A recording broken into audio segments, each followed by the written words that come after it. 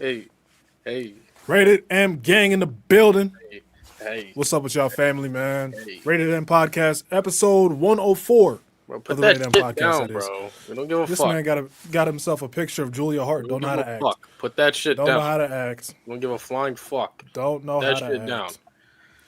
Look at But this. Look at we this. here with it. This is gonna be a very special episode as I've looked forward to this one for months. When I figured out that it falls on this specific date, I had to do it. So today marks 20 years to the day that, unfortunately, the wrestling world and just the world in general lost Eddie Guerrero at the age of 38. At that time, very, very untimely passing. And still looking back, it's a straight up tragedy. But we will definitely get into it. We'll definitely get into our tributes to Eddie. Obviously, it's not going to be just Eddie Guerrero. There's other things going on in wrestling that we'll talk about, that we'll get into. But it will be a Eddie Guerrero dominated show for sure, for sure. Outside of that, Lewis, Cam, and shout out to Khris. Khris is taking a sabbatical from the podcast, so he'll be back. He'll be back, but he's taking a little break. But how y'all boys doing, man? Yeah, you want to go autograph for autograph, bitch? You won't beat me. Very, You want to go autograph for We're autograph? having an autograph very off for happy the because audio I got listeners. You want to go autograph for autograph? I'll get this very, shit very right now. happy. It's right behind me. I'll get very, that very shit right happy now. because I got a side poster of Miss Julia Hart. Y'all know my thoughts on Miss Julia Hart, the best. Y'all know my thoughts on Miss Julia Hart. Oh, look at this right here. It's signed. They're about to have an autograph off It's to start signed for this your thing. boy. This It's is signed for insane. your boy. Look at this right here.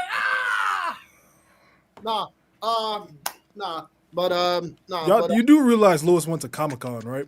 Like he just got all kinds of autographs. I know he went to Comic Con. I want to go to a Comic Con, but I know he went to Comic Con. I know. I know he went to Comic Con. Yeah, folks, welcome here for the pod. Khris is taking a sabbatical. Obviously, shot Khris. Sabbatical? You was about to say sabbatical?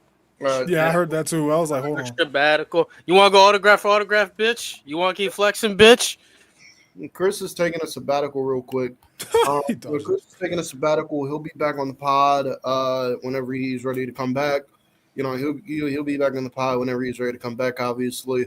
So that's that. Oh my God, that's nice. I saw your thing on Ed and Eddie, by the way. I was like, look, I was happy for you. Might be Ed and Eddie. But last night was AEW. Last night, AEW featured AEW Blood and Guts. I was there live in attendance for it. This is my first Dynamite in about 3. This is my first Dynamite since January of 2022. For those of you wondering which episode of Dynamite that was, it was the episode of Dynamite that featured CM Punk and Wardlow, and that featured Sammy Guevara defending the TNT title against Daniel Garcia in the main event. So that was my first episode. So this is my first episode of Dynamite in 3 years. Mo and Lewis and Mo didn't see Blood and Guts last night, so I don't know if they'll be able to comment on this. But Blood and Guts last night, I thought was a very, very good show. I thought it was a very, very good show. Maybe that's me being biased because I was there live, but overall, I thought it was a very, very good show. I don't know how it came across on television, so I'm curious in the chat. Tell me how you guys thought the show came across on TV, but I thought it was very, very fun, very, very live, very, very vocal crowd, lots of energy.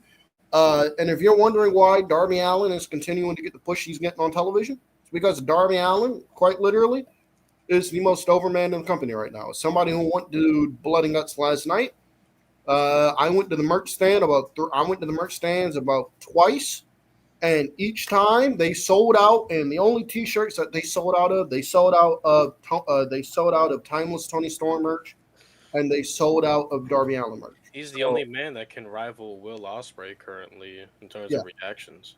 Yeah. Yeah. So if you're ever wondering why Darby Allin is continuing to get a push on TV, if you're sick of him, that's why. The man's a cash. That's why the man is a cash. It's only a matter of time until he becomes world champ in like the next year and a half. Yeah, it's only a matter of time. But the women's Blood and Guts match last night, I thought was fantastic. I thought it was the best thing on the entire show, but easily. I thought it was much better than the men's Blood and Guts. My favorite thing about the women's Blood and Guts was that there was a story. Was the multiple stories that we had throughout the match too. I thought we had much more. I thought women's blood and guts had a lot more enjoyable. Had a lot more stories that they throughout that. That made a lot more sense. Marina Shafir, I would like to apologize for you. I was not aware that you were a hooper like this, but Marina Shafir is a hooper.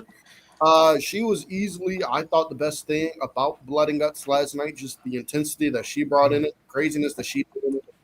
She's better than Jey Uso. All right, Marina Shafir clears Jey. So shout out to shout out to Sky Blue, by the way. I don't know if you guys. I saw that. I saw that. Yeah, I saw that picture, boy. 2 minutes into the match, Sky Blue was bleeding. She had her 05 Cena moment. God damn. 2 minutes into the match, Sky Blue was bleeding buckets. So shout out to Sky Blue for taking that. So shout out to Sky Blue.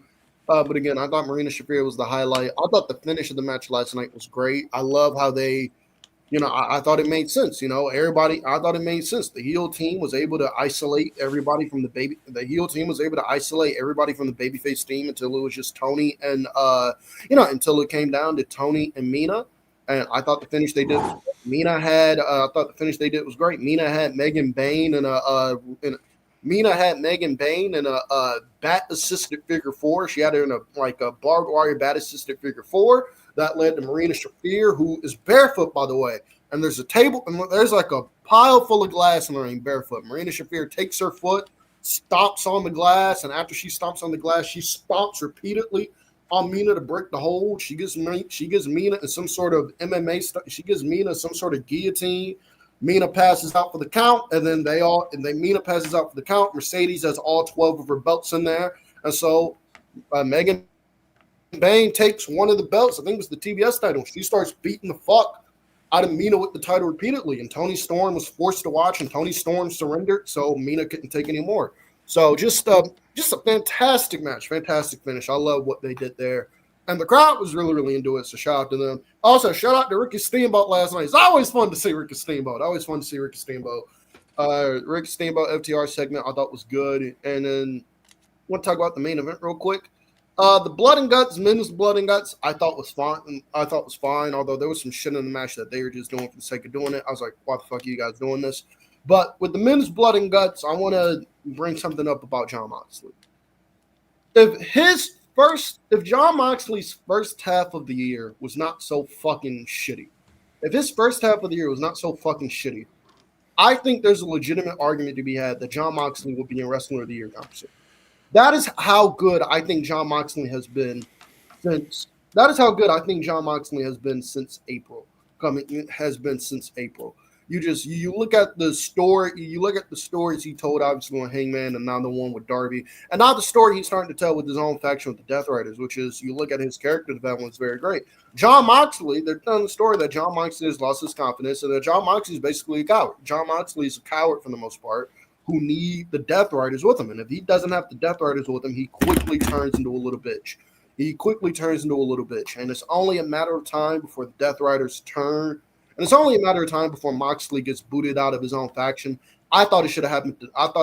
Last night. I thought the final image we should have saw Dynamite last night was Moxley being kicked out of his own faction. Moxley being left in the pool of his own blood by the Death Riders. That is what I thought should have happened, but it didn't. But I want to give a shout out to Moxley here. I think Moxley has been really, really good. Really good since April. And again, if his first half of the year wasn't so shitty, his first half of the year was dog shit. His first half of the year was awful. But if his first half of the year wasn't so shitty, I think Moxley would be. I think he would be in discussions for Wrestler of the Year. But Bandito and Hangman, I think, have obviously taken that toll. But I do think Jon Moxley has crept back into top 10, top 15 discussions, which I would not have said. In January. Because in January I was over Jon Moxley. I wouldn't even put him over Punk either. So I want to give a shout out to Mox. I want to give a shout out to Mox has been. I think Mox has been absolutely fantastic since April, and I want to make that clear since April, because I'm not excusing his first half of the year, because his first half of the year was shitty. His first half of the year was god awful. So I want to make that clear. But I think Jon Moxley has been very, very. I think Moxley has gone back to being. I think Moxley has gone back to top 10, top 15 talks. So I want to give a shout out to him.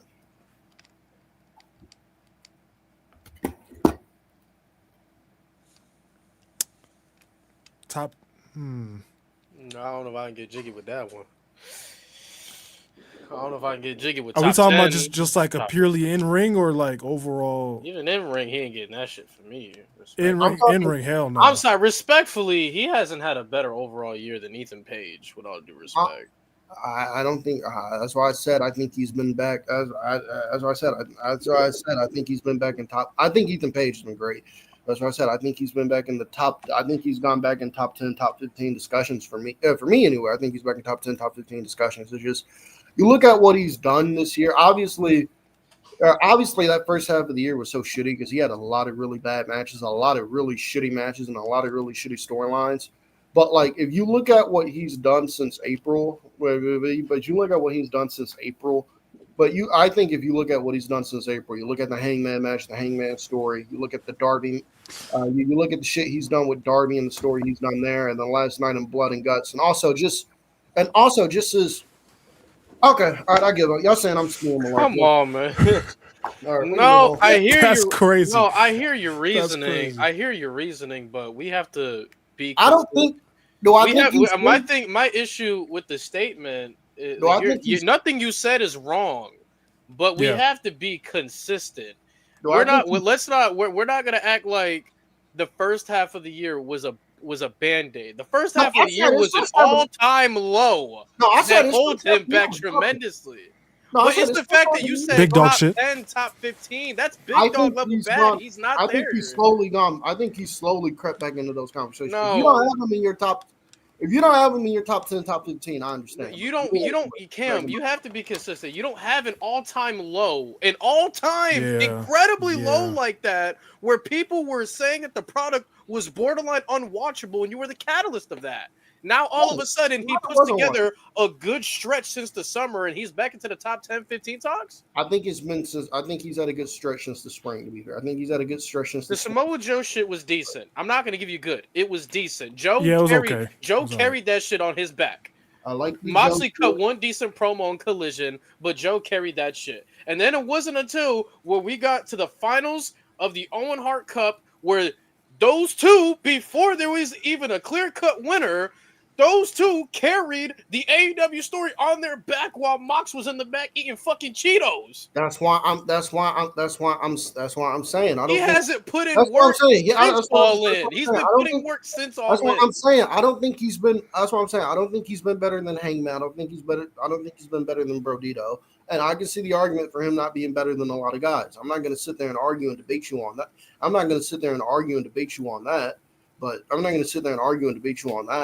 But I think Moxley. But the point I'm trying to make is I think Jon Moxley since the spring has been spectacular. I'll give you summer. I'm not going to give you. I'll say since August. I'll give you since All In. The first half of the year has been. I'll give you since All In. When was All In? Now that motherfucker been hooping. I'll give you summer, spring. No man, July. I'll give you from July all the way to now. I'm not gonna give you spring. I would agree with July from now. My point is, I'll give you July from now. The point I'm trying to make is, if y'all think top 10, top 15 is wild, that's fine. The point I'm trying to make is, I think Jon Moxley has gone from being the most unwatchable thing on AEW television because he was fucking terrible. I think he's gone from that to being back. I think he's gone from that to being back in the.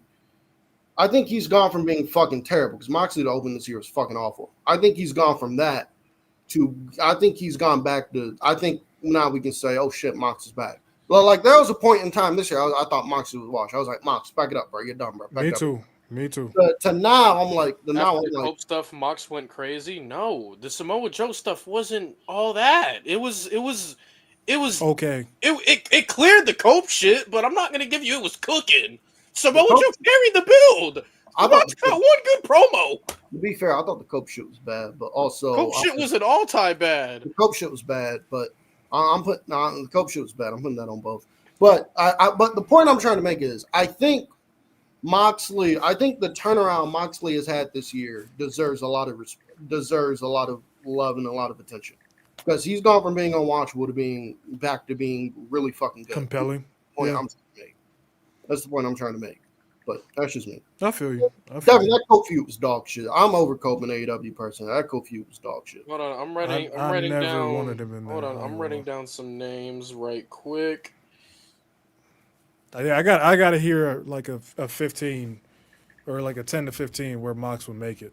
I got to. If you don't think he's top 15, if you don't think he's top 10, top 15, that's fine. I think he's gone back to being top 20, top 15 personally. But if you don't think he's been that, that's fine. I can't argue that or debate that with you because the first half of the year was fucking terrible. 15 isn't crazy. I don't know. I got to 10 pretty easily. Hold on, I gotta hear the rest of this. Hold on, I'm going by brand and show by show. Also, I think it's fair to say I look for different stuff when I look for what has been my wrestler of the year, or what has been my wrestler of the year. So I look for different stuff personally. But would you be mad if I said I'd take Cena's year over Mox's year? No, I think Cena's first. No. Only thing I would ask you is if Cena's first. I think Cena's first half of the year was bad until he went back babyface in August. So I think it would be the same thing for Mox. Compared to Mox, I don't know if it was all time bad. I don't know if it was all time bad, but I think Cena and Mox were both pretty unwatchable. Or I think Cena and Mox are both pretty unwatchable. Yeah, Cena made me turn off the TV. I think Cena and Mox were both pretty unwatchable until Cena went back to being a babyface until Cena went back to being a babyface. So that'll be my only thing. So that'll be my only thing. If you got if you have Mox, or if you have Cena over Mox, that's fine. But the only thing I would say is I think both of them have been fucking. I think both their first halves of the year were fucking bad. All right. So I'm gonna name you 15 or I actually have 16 here. This is the wildest shit I've seen all day, bro. All right, so I actually have 16 names here.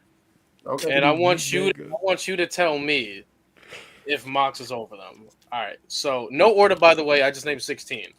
CM Punk. No, I think Punk in terms of like wrestler of the year. No, I think Punk has been better. I don't think Punk is wrestler of the year, but who's been better this year? Been better. I think Punk has been better. Yeah, Punk. All right, CM. All right, Seth Rollins. Y'all know my thoughts on Rollins, so I'm not going to talk about that. Y'all know my thoughts on 2025 Seth, so I'm not going to.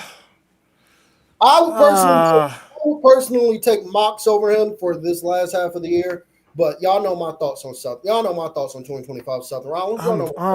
But the thing is though, where I don't like the inconsistency is Mox's low was an all-time borderline. That is true. Incredibly low. Seth was repetitive. That's why y'all got tired of him. Not because he was bad. Yeah. It's because of repetitiveness. It was the same shit. Let's not get it mistaken. Repetitive isn't bad. Repetitive just means all right. This is the same old shit. But repetitive is not bad. The year that Mox is. Yeah, you're right. The last. I mean, I don't know. WrestleMania main event, Money in the Bank winner, all that time first part. In. Yeah, that first. Oh, yeah. Never mind. Yeah. I gotta go. Seth. I forgot about the cash in. Seth. I understand why y'all are taking Seth, but I disagree personally. Y'all know my thoughts. There's still Ethan Page. I don't think that's clear. We can agree. Ethan Page. Ethan Page.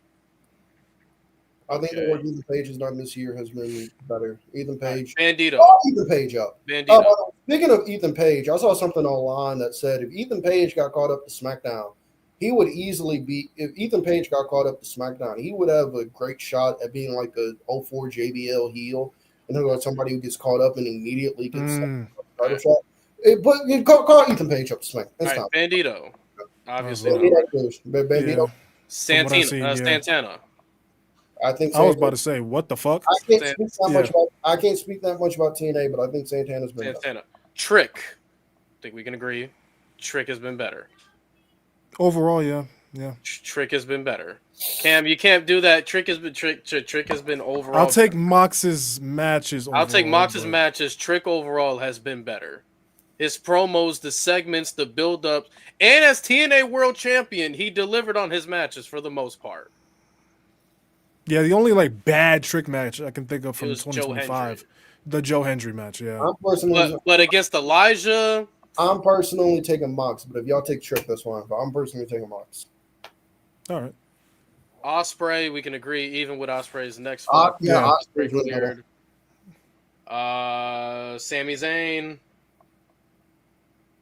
What did he do to start the year? He had Elimination Chamber against KO. Okay. Yep. Then he was left off Mania, but then he just had this killer U.S. Open Challenge run that completely elevated a title. Then it's the best it's been for a hot fucking minute now. Yeah. Was he in the Rumble? I think he was in it, just not a super big part of it. I'm still gonna go Sami Zayn. Not gonna lie. Yeah, I'll take Sammy. I just feel like there's a lot of pockets of emptiness in there. Yeah. But at least it's not all time bad. Here, yeah, every time he's been here. All right, Cody Rhodes. I think Cody. I'm going Cody. I think okay. I mean, he won King of the Ring. He got the belt back. He's about to all-time great SummerSlam main event. He's about to elevate Aleister Black. Yeah. Javon Evans. We can agree Javon Evans. We're gonna talk about Javon later. We're gonna talk about Leon Slater. We can agree better. From what Moose. I know Cam doesn't like Moose, but I'm taking Moose. I can't say nothing on Moose. I'm not a Moose fan, so I'm keeping John Cena. I'll take Cena. I'll definitely take Cena. Cena's heel turn, even though the heel run was bad. I thought they were both. Only thing I will give over Cena is that only thing I would give Cena over Mox is that I don't think Cena's lows were as bad as Mox, but I still think they were. I thought Randy and Punk was perfect. I thought those feuds were good. I just don't think Cena as a heel clicked. I don't think Cena. Yeah, it just didn't click. That's my thing. That's my thing. Like only thing I will say about Cena over Mox, because I'm looking at both of them, I don't think their first half of the years were really all that good. Cena had the heel. Granted, Cena had the heel turn, which is one of the biggest heel turns of all time, but the follow up to that was I thought was some complete doo doo. You got to think about the beginning though. He won the Elimination Chamber. The heel turn itself is all time great. He was a pivotal part on why the Royal Rumble was amazing. Let's not also throw that out either. I'm looking at he was literally the runner-up. I get what you say. I get what you're saying. I do. I'm not trying to discredit it. I'm not trying to be. I think the build-up of Cody was. I get what you're saying. Solid. I do, but I get what y'all saying. I do. I promise y'all. I'm not trying to be hard. He broke the record. I promise y'all. I'm not became Grand Slam. I promise y'all. I'm just saying, bro. I'm not trying to be hard-headed. I'm not trying to do all that. I promise y'all. I'm not. It's just to me.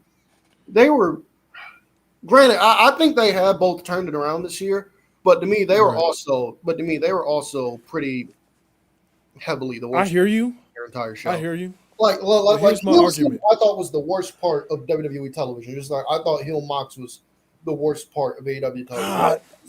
You could argue heel Mox was the worst part of just television in general, professional wrestling. Here's my argument. I think they were both. Cena wasn't on that level. I think Moxley, when he was at his low, nothing was clicking. The matches didn't click. The build, for the most part, weren't clicking.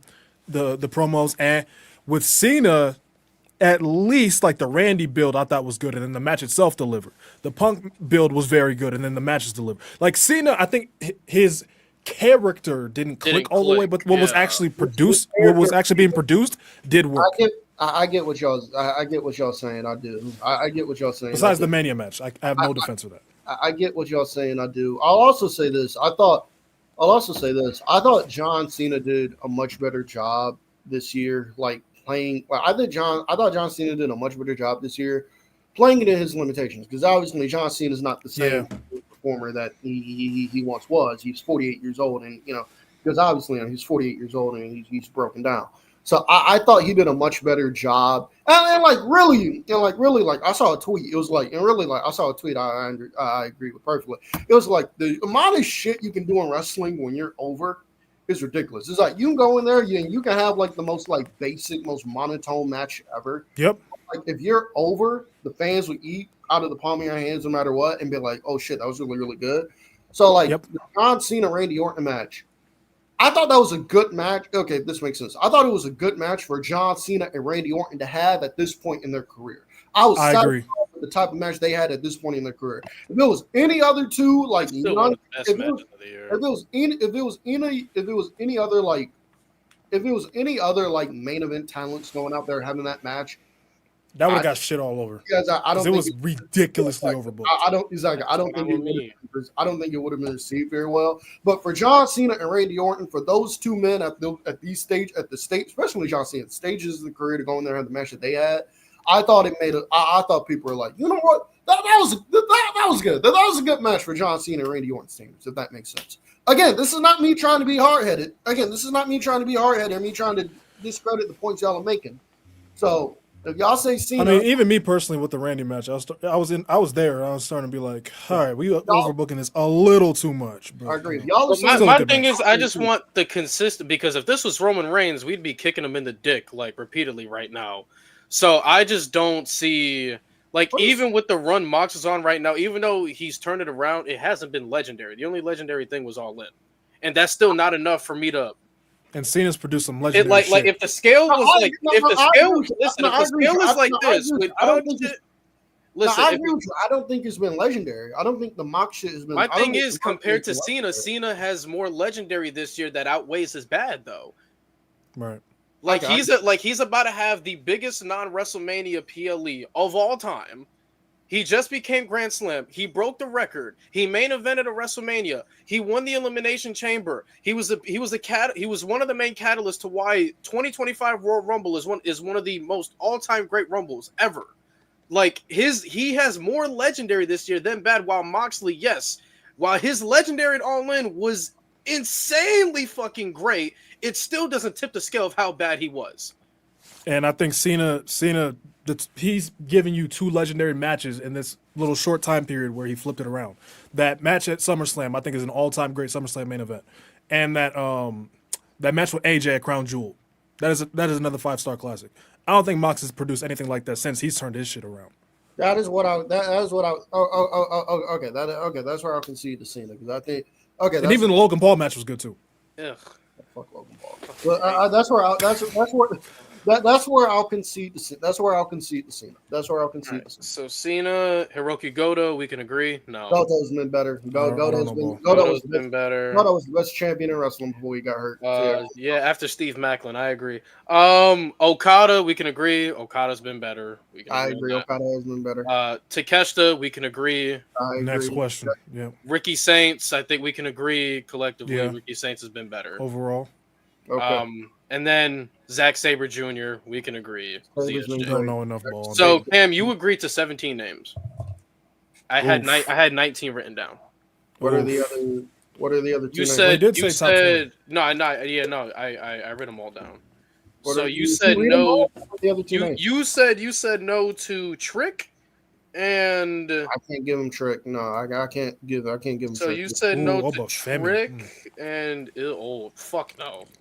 Oh fuck no! That brother was wrestling. Mox has been better. That brother was wrestling Jasper Troy, bro. Hell no.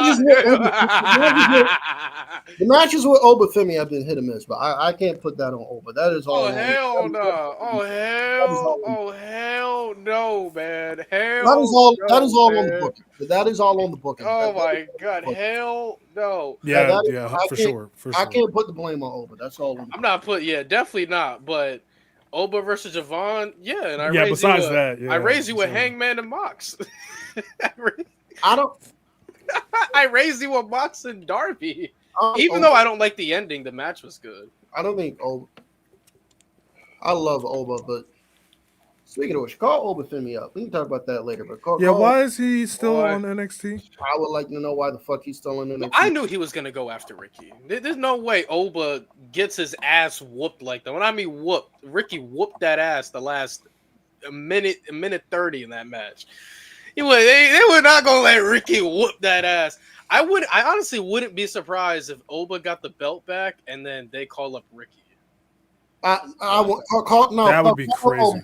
I wouldn't be surprised if they did that. I think Oba's a better option for the call-up right now. Though. I agree. I'm with y'all. I wholeheartedly agree. Call up Oba Femi. Call up Oba Femi, Ethan Page. Call up Oba. It's time for Oba to get called up. Send his ass to SmackDown. Call up Ethan. Send Ethan Page's ass to SmackDown. Call up Oba Femi. Actually, you could take the script that you were going to give Miz and give it to Ethan Page. Ethan Page is a much better. What script are they going to give Miz? I don't know, just whatever you had planned for Miz, whatever Oh. corny shit you had, just give it to Ethan Page. He could do it. You right. Ethan Page bro, just give him every mid card title, whatever brand he on, just give it to him. He'll be alright. He'll be alright. But so Cam agreed to 17 names. So he said he didn't have an opinion on Moose, and he said no to Trick. I'm not a Moose fan, so I ain't got no opinion on Moose. So he doesn't have an opinion on Moose, and he said no to Trick. So That's not me trying to be disrespectful to Moose anyway. That's not me trying to be disrespectful to Moose anyway. Because Moose, I've seen Moose matches. Moose. Lucky, I could have said Roman Reigns. See how you felt. No. Roman's where you No. Well, no, that's not. Well.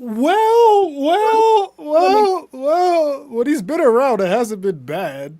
That's not me. Buddy, wait till we get to War Games. Well, that's dead in the water. Bro, you know you're gonna get your beautiful cage dive from Roman. You gonna get that. All right. To be fair, like, what does he have? He has Rumble. He has the Rumble, Mania. which he was a main catalyst. He was the best great. performer in my opinion. He has Mania. That shit was a classic. And another Mania main event under his belt, adding to his legendary status. His matches haven't been bad. It's just. Did you guys like him in the Bronson Reed feud? I think that'll probably do I like the Brock match at pairs. I thought that was. So are you ready to see him and Brock have another face off? No. All right, let's tax him right now. Mox, let's go, baby. Let's go. But no. All right, speaking of War Games though. Speaking of War Games, I know y'all don't want to talk about it, but let's talk about War Games since we have to. Looks like the battle lines have been drawn for War Games, as Jim Ross said on that episode of trying to think, but I know Jim Ross said this on episode. He was like, the battle lines have been drawn. I cannot remember what episode. I cannot remember where he said that. But Was it when we got the old Stone Cold? Was it that? You said who? You said Stone Cold, Stone Cold, Stone Cold, Stone Cold, Stone Cold, Stone Cold. By the way, I love wrestling fans. I love wrestling fans. Wrestling fans are fucking stupid. Because there was a black guy last night in a Bandito man. So I went over there to him. I was like, oh my God, it's Bandito. And he was speaking Spanish. He was like, what's up, man? I was like, Bandito's black? I was like, Bandito's black? I was like, you don't come across as black on TV. He was like, it's amazing what that camera can do for you, man. So, shout out. That's crazy. He said, I saw a black guy. So I love wrestling fans. I love wrestling fans. Wrestling fans are great. What? But 9 beers and a Bloody Mary. Speaking of War Games, let's talk about War Games. The battle lines have been drawn. Do you want to talk about War Games? I really don't, but I feel like we have to. In your opinion, how do you feel about the build? Just be honest. Ass. Lazy. Listen, this is technically your episode because Mo and I, we haven't been watching shit lately. What up the War Games? I've been watching Raw. I will not turn on SmackDown. I will not turn on SmackDown. Raw is a SmackDown is fucking unwatchable. Raw's okay. SmackDown is like Raw's so Raw for me is background noise, and I'll watch if I see something important. And then SmackDown is not going on the TV. Is SmackDown really that bad? SmackDown. Yeah, why did you want Road Dogg back, bro? It's your fault. Yo. Lewis, if I was to describe SmackDown to you, Got it, bro. It's a mix of 2014 to 15 and 2017. Shout out to Ibu of Self-Made on Twitter. He said this. Wow. He said this best during SmackDown last week. He posted 3 years, and I want to get your thoughts on this. 3 years. Okay. 2004. 2017. Is this just for SmackDown or just years in WWE? Just for SmackDown. 2004. 2017. 2025. And that tweet was basically saying those are the 3 worst years SmackDown has ever had. Oh no, 2018 SmackDown. 2004 feels a little bit. 2018 SmackDown was good. 2018 SmackDown was good. 2017 SmackDown was okay. No, 2004. 2019 is worse. 2019 is way. Yeah, I meant to say 19. That shit is horrible. Yeah, 19's worse than 4. Dog Why is 4 food, there? Shane McMahon, best in the world, and Kevin Owens acting like he's stone cold. Like, nah, man. Nah, man. Now, Yeah, I'm not even 19 talking was about the bad. stunner, just like him coming up, whooping ass, and leaving.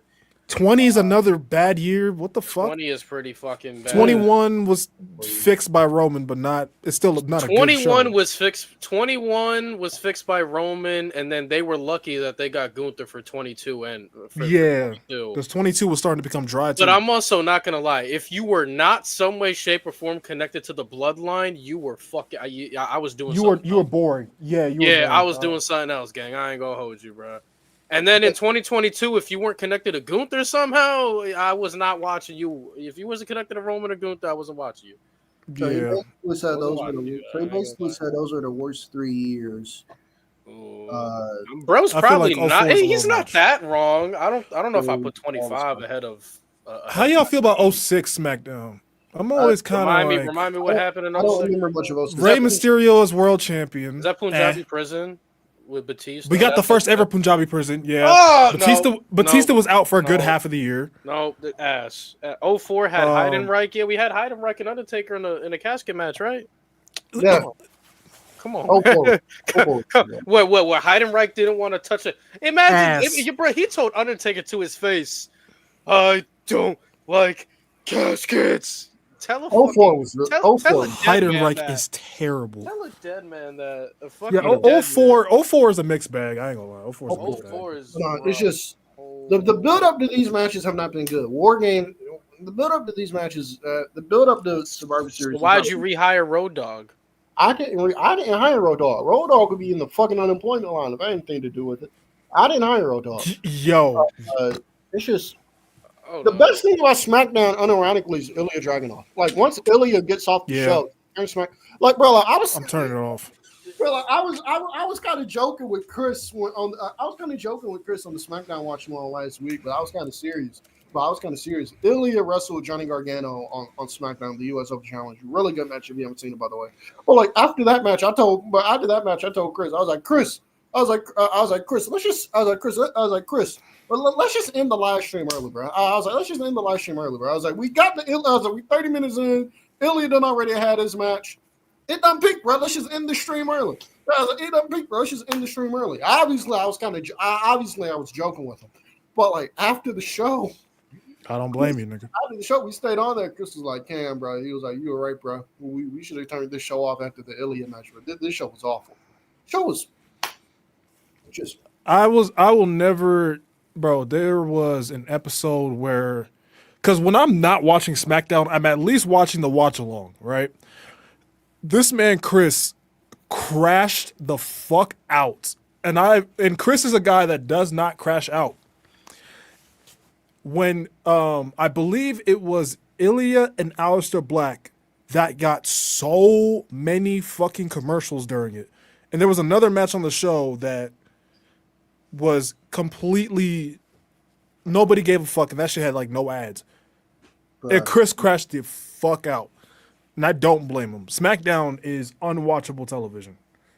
Flat out unwatchable television. It is unwatchable. It is unwatchable. It is unwatchable television. Also, I just saw a report.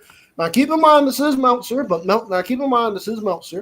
to be fair to Meltzer, he was right about Lash Legend being a war game. So he was right about that. Meltzer's reported that Ray and Dom is not planned for Survivor Series, which I think is a massive mistake. There is San Diego. Run Ray and Dom. There is San Diego. What the fuck? That is such a fucking layup, bro. That is so asinine. What the bro? Bro, but nah, it's just bro. Come on, man. The build up to War Games has not been good at all. The build up to Survivor Series has not been good at all. It's been really, really bad. Come on, bro.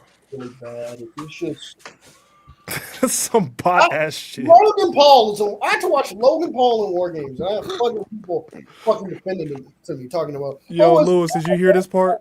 Talking about, as a one-off, Logan Paul in War Games is fine. Shut the fuck up! I don't care if it's a one-off. I don't want Logan Paul on my TV. What part of that do y'all not understand? I don't want Logan Paul. I don't want Braun Breaker associated with Logan Paul. I don't want Bronson Reed associated with People Logan are Paul. okay with Logan Paul? Golly. Nah, Lewis, you know what you just missed? What? So they going to San Diego for Survivor Series, right? And they started a program with Ray and Dom. Uh-huh. Guess who's not planned for Survivor Series? Logan Paul. Should be, right? Nope. Ray and Dom. They are not planned in San Diego for Survivor Series. So the man who's from San Diego is not The two men. The two men. Hold on. Like the simplest shit, bro. The simplest shit. But nah, I mean, No, can we talk about Logan Paul? He sucks. can we talk about how War Games needs to fucking go away? That too. I've never liked it. But all the people that keep saying, don't worry, it's a one-off and one-off. It doesn't end up being a one-off. He's going to be back again next year, and next year, and next year, and next year. And the thing I'm is, sorry, too, they're guys. setting He's us just up. not good enough to be a WWE superstar. I'm sorry. He's not. And they're setting us up. They're setting us up for Punk and Logan Paul. That's clearly the story they're telling. Punk and Logan Paul is going to be CM Punk's first title defense. And I'm gonna have to listen to At what pay-per-view? Cena's last match?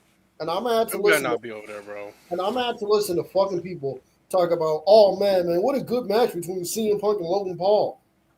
Oh, by the way, Dave, by the way, Dave, if you're listening, I gotta ask you, what the fuck were you watching a couple Saturdays ago to give Punk and Jey Uso 4 stars? I saw that neck breaker, bro. That shit was great. What were you watching?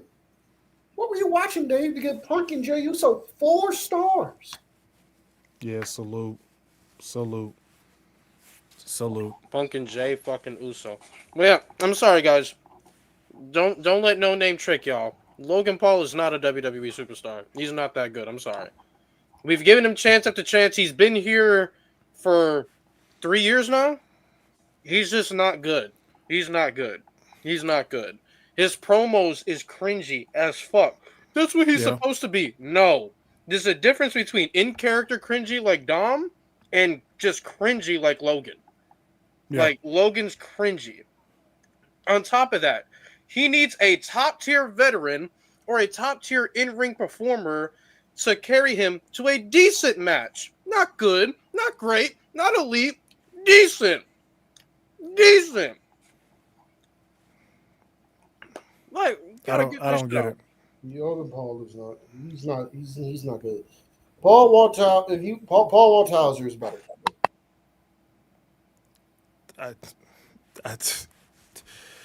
I don't understand the constant defense for Logan Paul. I really hate the people who are like, "Oh, he's a heel, so you're supposed to hate him."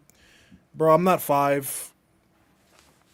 Like, I'm not 5 years old. Like, heel work doesn't work on me.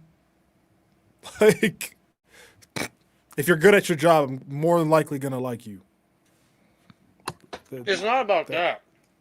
It's not about he's a heel, you're supposed to boo him. No. Let's not act fucking stupid. Wrestling fans are the smartest they've ever been. They don't like Logan Paul because he's a horrible person. Hulk Hogan was one of the most loved figures in pro wrestling. What happened when all his shit got leaked? He got booed his last appearance because he's a terrible person. Yeah. That's why they don't like Logan Paul. He literally posted on YouTube of a soup of side forest and found a body and laughed at it. That's why people don't like him. Like, let's stop this shit that he's a good heel. People don't boo him because he's good at his job. People boo him because they generally do not like Logan Paul the person. Yeah. That's it. That is it. Like, I don't understand people, man. How I feel about the Cena Logan match? I thought it was good. Goat Cena carried. Cena carried. Goat Cena carrying again. Look at that. Right If I want to watch an elite match of a person stealing finishers and the match is still elite, I'd rather just take my remote and click a Will Ospreay match. Oof. Will Ospreay is what Logan Paul is what y'all claim Will Ospreay is, but I'm not talking about y'all, by the way. I'm talking about people in general. No, I'm just playing. I was going to troll. If I want to see somebody steal other people's finishers and the match still be good, I'll just click Will Ospreay. That's it. I'll click any member of the Bullet Club who was a leader at their peak. That's it. Like that, and War Games needs to go. War Games needs to go. I've been saying this for well over a year. War Games needs to go. The constant, the thing that people love going back to be like, oh, but when y'all be like, oh, but y'all didn't complain about it in NXT. I did. I just didn't have a platform. Y'all like, y'all are gonna hate me for this, and I'm sorry if this comes off as y'all are gonna hate me for this, and I'm sorry if this comes off some type of way. I'm sorry. If you're not gonna do War Games the way AW does Blood and Guts, with the violence and shit of it, if y'all are not gonna do that, respectfully, I don't want to see War Games. I'm not trying to come off as a type. I don't want to see it whatsoever because WWE does not set up these feuds to justify War Games. It just feels like every single year they just like the last one that really felt like 2024 last year, cool, but even the build itself, I was just kind of like, I guess it's gonna be a War Games match. Bro, I guess. Bro, the 2023 men's and the Bloodline War Games match are like the only matches I thought were. Brawling Brutes and Bloodline called for it. Okay, I can see that. Called for it. That made some Brawling sense. Brutes and Bloodline called for it. That's what I like. I don't like the ending where they all got fucking soloed, like the event was taken out. People. I thought 2023 called for it with Cody. I thought 2023 called for it because at least with 2023, Cody had been because at least with they was brawling everywhere every week. Exactly. Cody, Seth, and Sammy felt like, and then they added Jey Uso, but Cody, Seth, and Sammy at least for like a good part of like that whole year were beefing with Judgment Day. So I was like, okay, this makes sense. Yeah. And then Judgment Day was literally every the week they had to have security pull them apart. They couldn't be near each other. Exactly. Yeah. Which I do like. Now it just feels like these rushed.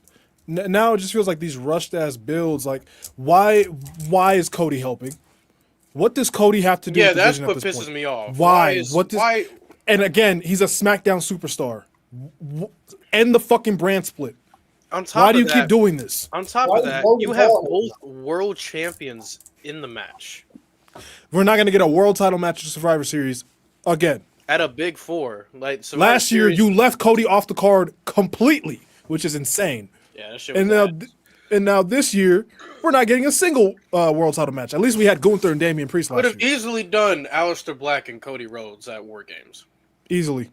He has nothing to do with this match or nothing to do with this feud. Punk and Jay, all right, cool. LA Knight being involved in that, all right, cool. He had something to do with the vision. Roman, okay, cool. But now you're just adding Cody Rhodes in for what? Well, you look at that women's War Games match. What the fuck? What? I don't know nothing about the women's match. I don't know who's in it. I don't know nothing.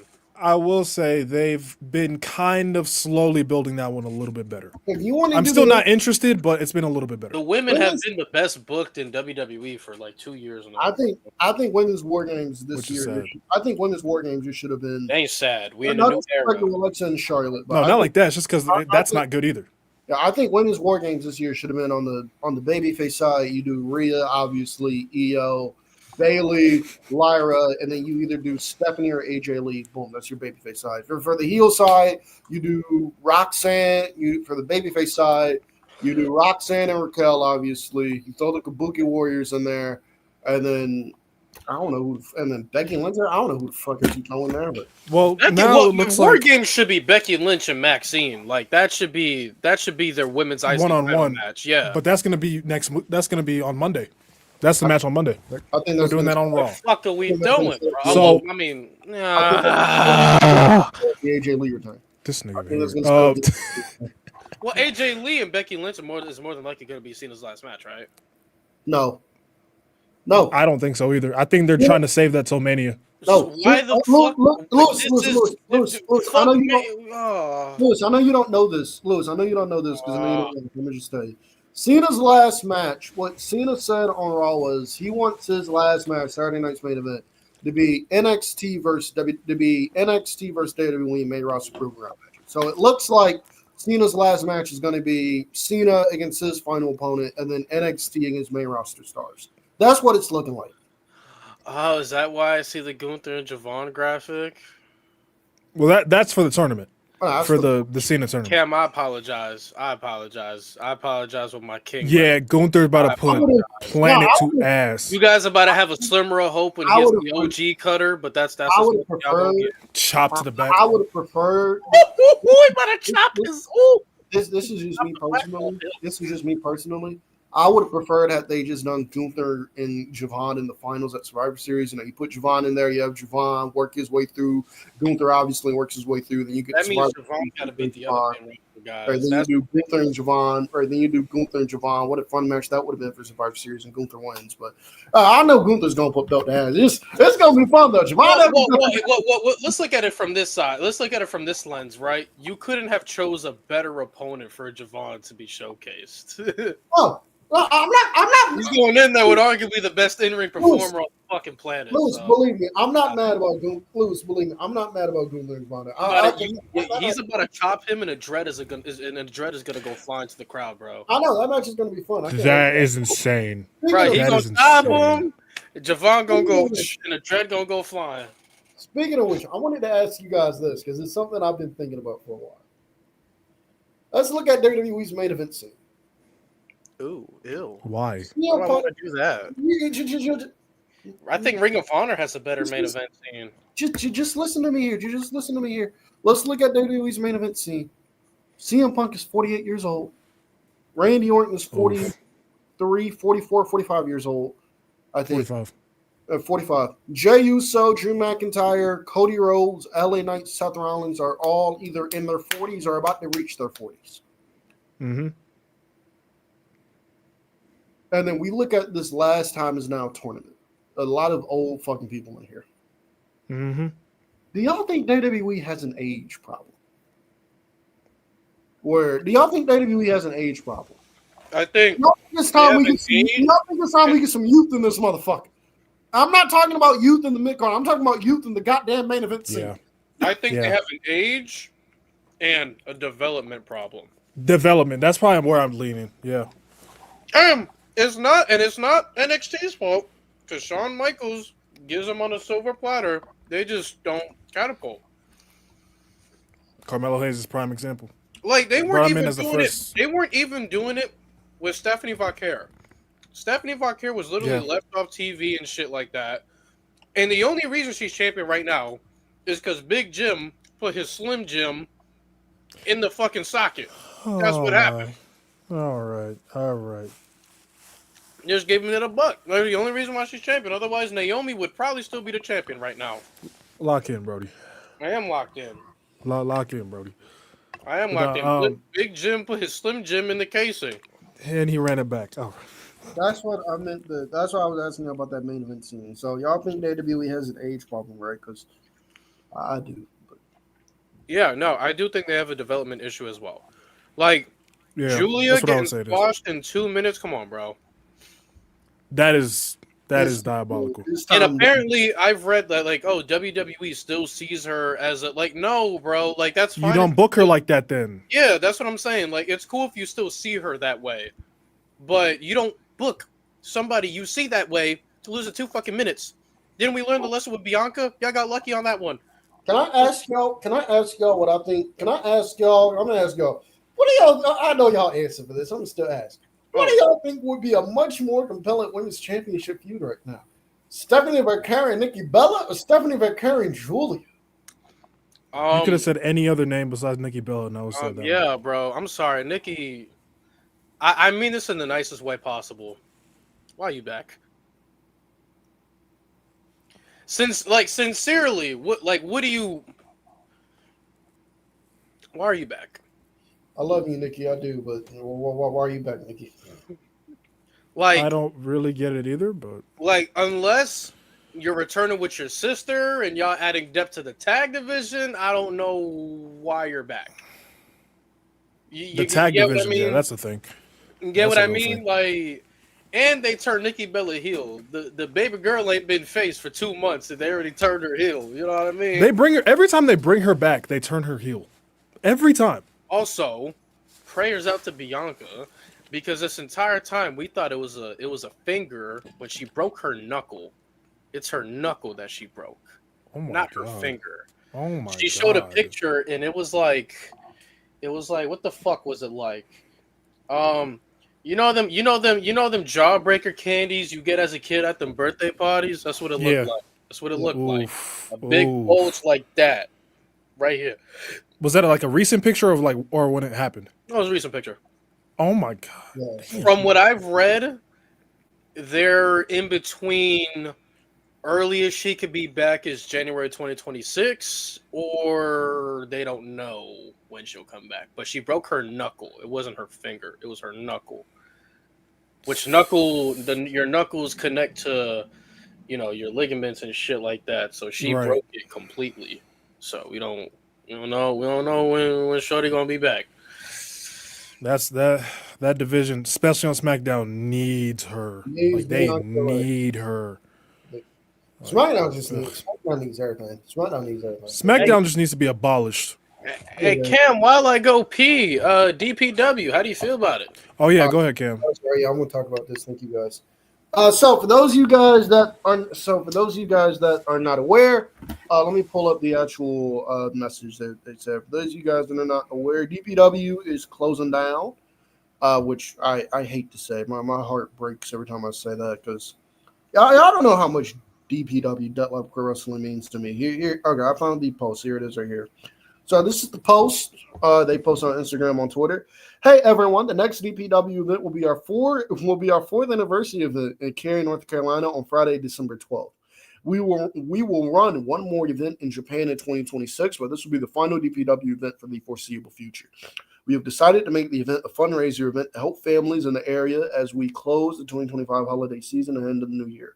All tickets to the event will be $1 plus Eventbrite fees tax to allow anyone who has ever wanted to attend a DPW event the ability to do so. There will be an option to donate on Eventbrite, and we will be collecting donations at the event.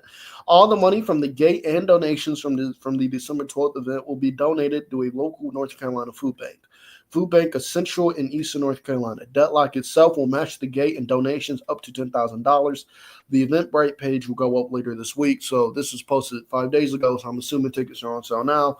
It has been an absolute pleasure to produce DPW events these past 4 years. Thank you all to the fans, wrestlers, and everyone behind the scenes that made all this possible. We are extremely proud of what we have accomplished, and we are excited to celebrate with a great anniversary event in December. Thank you for everything. Y'all, when I read that message, my heart sunk for a minute. For those of you that don't know, DPW, Deadlock Pro Wrestling, means a lot to me. If you're not aware what DPW, Deadlock Pro Wrestling is, it is literally a wrestling promotion founded by the Deadlock Boys, Pulse, Tony Pizza Guy, and I think John Blood, right? I think those are the three names behind it. They were the founders behind Deadlock Pro. They were the founders behind DPW, Deadlock Pro Wrestling. As somebody who lives in North Carolina, I never thought I would be able to have a indie promotion on the level of DPW here. In my opinion, Deadlock Pro Wrestling was the best American independent promotion in the American wrestling scene, at least. And in my opinion, if y'all not counting Ring of Honor as an indie promotion, in my opinion, DPW was the best independent promotion since PWG. Was easily the best independent promotion since PWG. I'll never forget the first ever Deadlock Pro Wrestling show I went to in 2022. Which featured a main event of Bojack and Diego Hill, Bojack and Andrew Everett. And also on that show, it featured NDA, Chance Riser, and Patrick Scott of the non-disclosure agreement with Chris Danker, aka Dank Ops, versus the Chaos Project, Luther and Serpentico, and it was just only the It was only the beginning from there, man. I've been grateful with DPW to meet. I've been grateful with DPW to be able to see a lot of great young talents before they even hit the national scene. I'm talking about people like Javon Evans, aka Jay Malik. I'm talking people like Javon. A piece look good. I'm talking people like Javon Evans, aka AJ Malachi. People like Saquon Sugars, aka Lucky Ali, and just several other talents as well. I'm thankful to meet. Because of DPW, I was able to meet. Because of DPW, I was able to meet people like Konosuke Takesha. I was able to meet people like Dante Martin. I was able to meet people like Chris Hero because of DPW and those shows that they run. I was able to get familiar with the Workhorsemen, Anthony Henry and JD Drake. I was able to hold on a minute. I'm gonna grab something. I'm gonna grab something. Hold on a minute. NXT. Sign Calvin Tankman. Anyways. You know what, guys? Maybe I might get back into WWE. You know, I'm thinking, when I have my first child, There we go. There it is. There it is. I was like, he bullshitting. As soon as those words left your fucking lips, I'm like, he bullshitting. He ain't watching nothing. He ain't watching nothing. Listen, the day I'll get back into WWE is when Aaliyah becomes a Jey Uso fan. The likely on that? No fucking clue. No fucking clue. Y'all get y'all We're answer. not allowing that. We're not allowing that. And I guess I ain't coming back. We just cannot allow that shit. No. If I hear her yeeting around my house, Okay, I'm back. I said, tell Shawn Michaels to sign Calvin fucking Tankman. Okay, I'm back. Because of DPW, I had pictures like this right here, shut out in the Carolinas from 2022, I think it was. I cannot remember what the main event was of that show, but that was fucking. Wait, is it autographed? Yeah, it's autographed. Do you know how much that shit is fucking worth now? Shout out Rosemary. I was able to meet Rosemary and get an autograph from her. Rosemary. You did? Yeah, Rosemary said she liked my jacket, which Rosemary said she liked my hoodie, which made me green. So shout out to Rosemary. I got this here. I was able to I mean, make me smile. Shout out to Jungle Konoya. I was able to meet Jungle Konoya right there because of that. Another one that's better than Jay Cargill? Crazy. Oof. Anyway, y'all see this Kakuzu, yo, while Cam is getting ready? Y'all see that, yo? Ooh. Shout out to because of DPW, I was able to get something very, very cherished here. Timothy Thatcher does not do a lot of autographs. He does not do a lot of autographs a lot of times. I wouldn't either. Some of y'all stink. Because of DPW, I was able to get this right here. I was able to get a signed Timothy Thatcher poster. Do you know how much them DPW autos are worth now? Now that they're gonna be worth a lot. They're gonna be worth a lot. And can you imagine telling your kids like, listen, son, back in my day, yo, DPW was that shit, boy. And because of DPW, and because of DPW, I was able to meet. And because of DPW, I was able to meet a lot of really cool wrestlers. I was Cedric, right at a DPW show. Huh? You met Cedric Alexander at a DPW show, right? Yeah, I did. And the most recent one they had, I met him there. I was able to meet. Yeah, the most recent one they had there. I was also able to meet.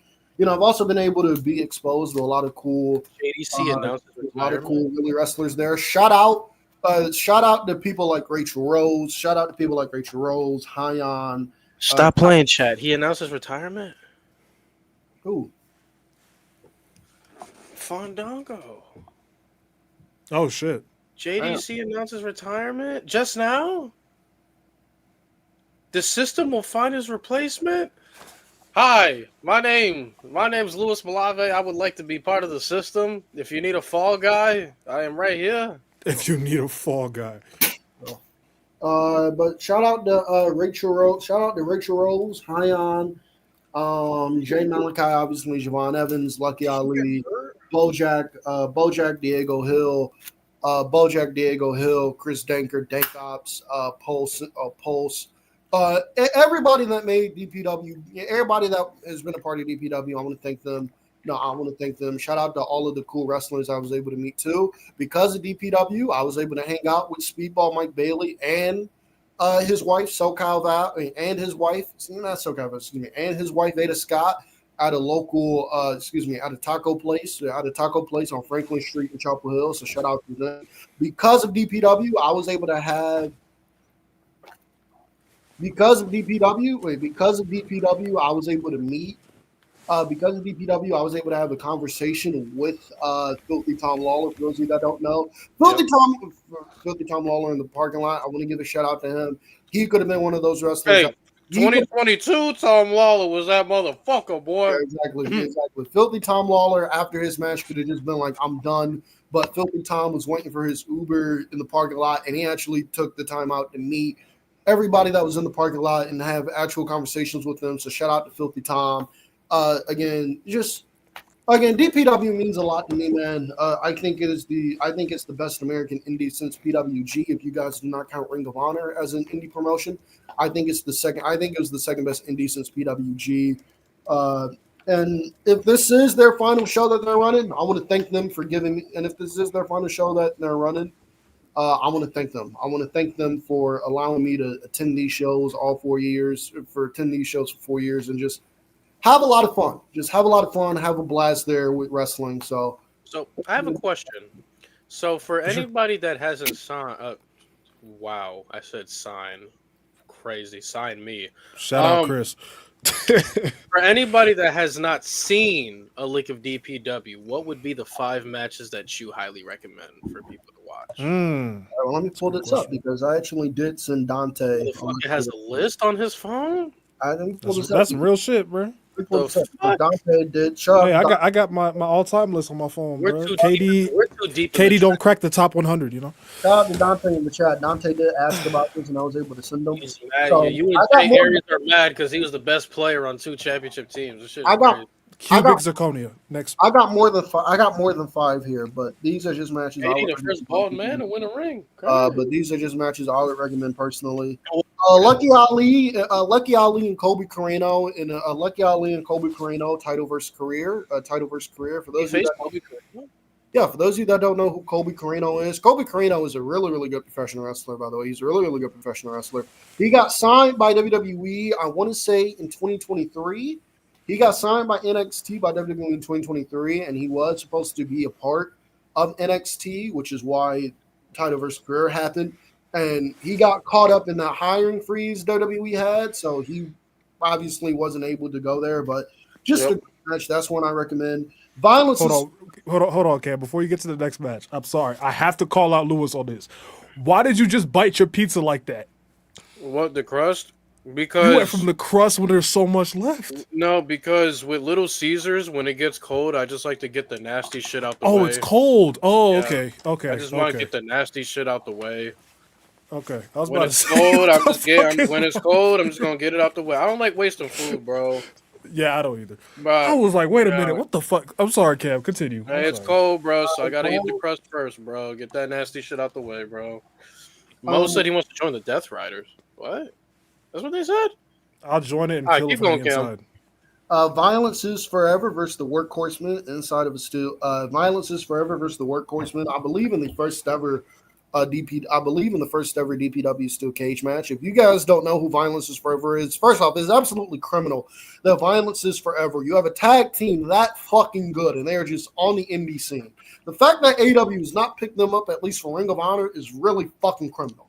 Violence is Forever is fucking amazing. And if you guys, is MXM not on AEW television? Huh? Why is MXM not on AEW television? I would like to know that too. But for those of you that don't know who Violence is Forever is, they're really, really good. If you guys have never been in the crowd for their entrance, for those of you that don't know their entrance, they come through the crowd, they cut all the lights out, and the lights flicker back, and the lights flicker on and off, and they literally come through the crowd with the whole arena singing Zombies by the Cranberries. It's one of the best entrances in all of wrestling, I think. One of the best entrances you'll ever see. First ever steel cage match there. And after the match, Workhorseman went heel. And after the match, Workhorseman turned heel. So that would be one. Jay Malachi, Javon Evans versus Lucky Ali in a street fight. The match where Jay Malachi actually won the DPW World Championship. Lucky Ali, Saquon Sugars. NXT is not letting him show it, but that man is a sick fuck. That man is a sick fuck. He's a sick SOB. One thing I remember the most about Lucky Ali, aka Saquon Sugars, is the fact that he was always in character. The man never broke character. He was like 2018 champion. He never ever broke character. If you went up to him at like his merch table and shit, and asked for like an autograph or shit, he would tell you, if you don't have $50, get the fuck out my face. I'm not doing that shit. If you don't have $50, get the fuck out my face. I'm not doing that shit. Or he straight up tell you, bro, you too ugly, bro. I'm not taking a picture of you, bro. You ugly as fuck. So, but again, did you find out from experience? I asked him for a photo. I asked him for a photo. He said, I asked him for a photo. He said $50.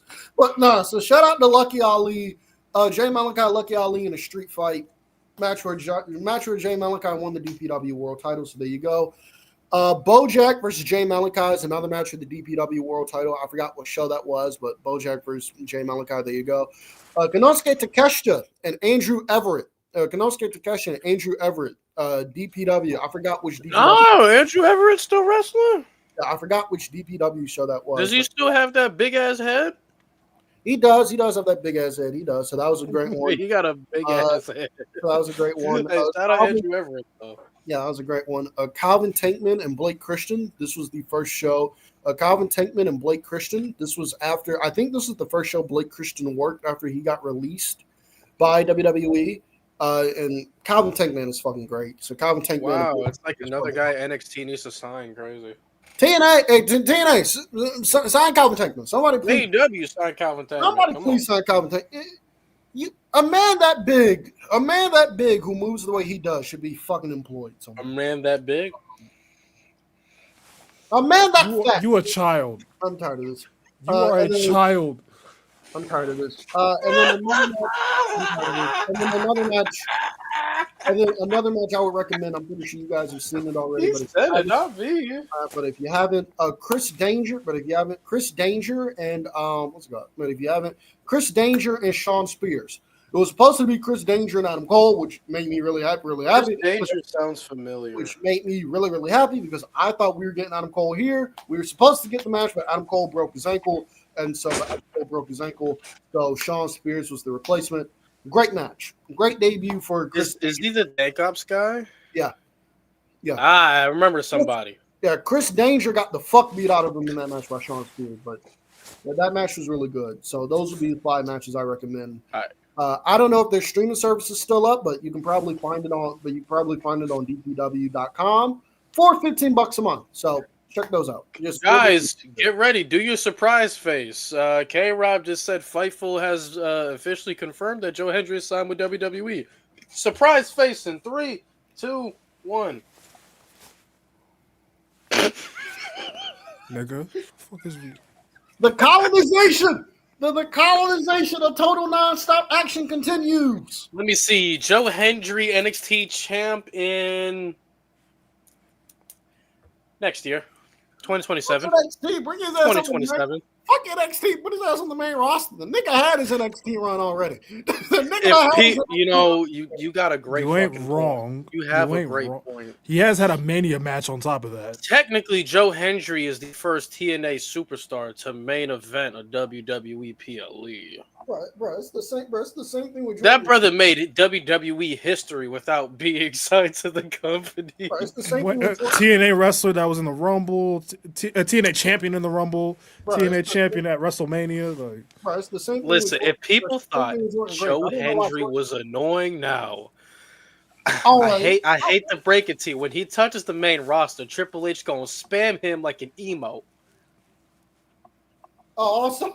Speaking of Cam, they said we know who Solo's mystery opponent is. Oh my! Like we turned it up, man. Looks like we ain't gonna be watching SmackDown. Wait, ain't that match on Raw? From what I've seen, LA Knight's on SmackDown, right? It's on Raw, which makes no sense. Why'd they flip? You mean LA Knight? Yeah. What you mean? LA Knight? Yeah. No, I mean like why they put Solo on Raw and LA Knight on SmackDown? Realistically, from the options that I've seen out there for LA Knight's opponent, boy oh boy, if it's Chris Jericho, I don't want to see any of y'all excited because Chris Jericho did not, Chris. Oh my God. The AEW Jericho you got this year, you gonna get it. You gonna get it at WWE. Oh God. Hard pass on all of this that Matt shit. Cardona, the show's getting turned off immediately. What the fuck, yo? What out of everybody? What's wrong with Matt Cardona? Everybody to hate. I have no interest in seeing Matt Cardona. What? Yeah, you a generational hater. It's either Y2J, Hendry, or Matt Cardona. Out of all those options, Solo versus Jericho. I don't like any of those matchups for Solo. Oh Bro, my just get Joe Hendry out the god. way, bro. Just get Joe Hendry out the way, bro. I don't like Solo Sikoa and Jules. I don't want to see him in any match in Jules. I got news to tell you. I hate They telling gonna good make people him bad world news. champ one day. Y'all ready for that 5-star clash we getting this Friday between Jey Uso and The Miz? That I'm with you right there. Somebody take Miz off television for his own safety. I cannot wait to see Solo versus Ziggler. Why not? I'm surprised they never ran Jey Uso in Solo. I cannot wait to see the. I cannot wait to see Ziggler. I just had a line of stench. I think Nick Nemeth said that he's not doing any WWE bookings because he has no interest. Oh. I mean, he would be able to carry Solo to something decent, but you know. Well, Cody managed to in the steel cage somehow. Yeah. I don't know how. Yeah. Yeah, no, I'm pretty sure Nemeth said that he's not doing anything WWE's like related. I think I'd be surprised if he shows up. But yeah. Oh, this is he's not doing just NXT. Okay. All right, makes sense. But here's what I heard an interview AJ was on, and they were asking him about his last match and if he wants to cross over to TNA, and what he said kind of annoyed me. Not because of AJ, but because I can understand I understand what he's saying. So he was so they were like, oh, how would you want your last match at TNA to be? Or who would you want to be against? Are you going to wrestle over there? And he was like, I don't know. And he was like, the reason he doesn't know if he's going to have a last match at TNA is because he thinks WWE has this perception that if AJ does it, that other people on the main roster is going to want to go and do TNA work as well. And I'm like, so what's the point of the fucking partnership? Yeah, at that you know point, what the point of the partnership is? Colonization. That colonizing team. You know what the point of the partnership is? Team ain't reaping. You know what the part of the partnership is? Hey, TNA, I'll tell you what. We'll send over some talent. Hey, TNA, I'll tell you what. We'll send over some NXT talent, and y'all send over some talent over here. And when they deals expire, we'll just sign them. And then after we take everybody from your company, we just gonna give you we just gonna name you a price, and you're gonna sell to us. And then you're gonna sell to us. I give it 2 years, bro. I give it 2 years. That shit is wicked, bro. I give it 2 years It's before a that shit. WWE partnership with another wrestling promotion. I don't. Hey, y'all think they haven't been using it to its fullest. Like the fact that the Hardys haven't even touched the main roster is fucking stupid. It's crazy to me. The Hardys ain't touch it. Nemeth ain't touch it. Cardona ain't touch it. I'm sorry, Cam. But why are we? Man, come on, man. He's going to Matt Cardona. Cardona said he doesn't want. You said Cardona. My bad. I thought you said Nick Nemeth. My bad. I thought you said Nemeth said he didn't want to do NXT. They corrected me. Yeah. Which, to be fair, I mean, he was the NXT champion, so what would he be going back for? Yeah, to pretty much what? I want my title back? I don't know. And then I'm sorry, Mo. I don't know if I talked about this. I'm sorry, Mo. I don't know if I talked about this last week. One thing before we move on to the Eddie thing. Shout out to Wrestle Kingdom. Wrestle Kingdom has over 30. Shout out to New Japan. New Japan has sold, I believe, over 30,000 tickets for Wrestle Kingdom, which is one of their highest ever. I believe New Japan has sold over 30,000 tickets for Wrestle Kingdom. So shout out to them. And folks, we know what Tanahashi's last match is going to be. I don't know if I talked about this or not, but we know what Tanahashi's last match is going to be. We know what Tanahashi's last match is going to be, folks. In Tanahashi's last ever match is going to be Tanahashi. The Rainmaker! In his last ever match is going to be Tanahashi and Okada. So there you go. Yeah, so there you go. Cannot think of a perfect final opponent for Hiroshi Tanahashi other than Okada. I can't believe WWE New Japan didn't say, listen, let's just fucking do this. Cena and Tanahashi. Yeah, if I was WWE, I would have. I say, listen, listen, if the Brock shit didn't happen, I'll say, listen, you can have to. I'll have Cena put Tanahashi over. Don't worry about that. I think Cena would do it. Yeah, I think you would. So Tanahashi and Okada, Tanahashi's last ever match. Perfect opponent perfect final opponent for Hiroshi Tanahashi. They're the two greatest rivals they've ever had. So that just reminded me, and Nakamura wanted to do it, yeah. You internet motherfuckers. I think Cam would have creamed if Shinsuke jumped over to face Tanahashi one last time. I would have been like, get this wash motherfucker out my ring, bro. I ain't want to do shit. Hold on. I gotta get into this. The way people have bitched and moaned that Dominic Mysterio lost the IC title to John Cena.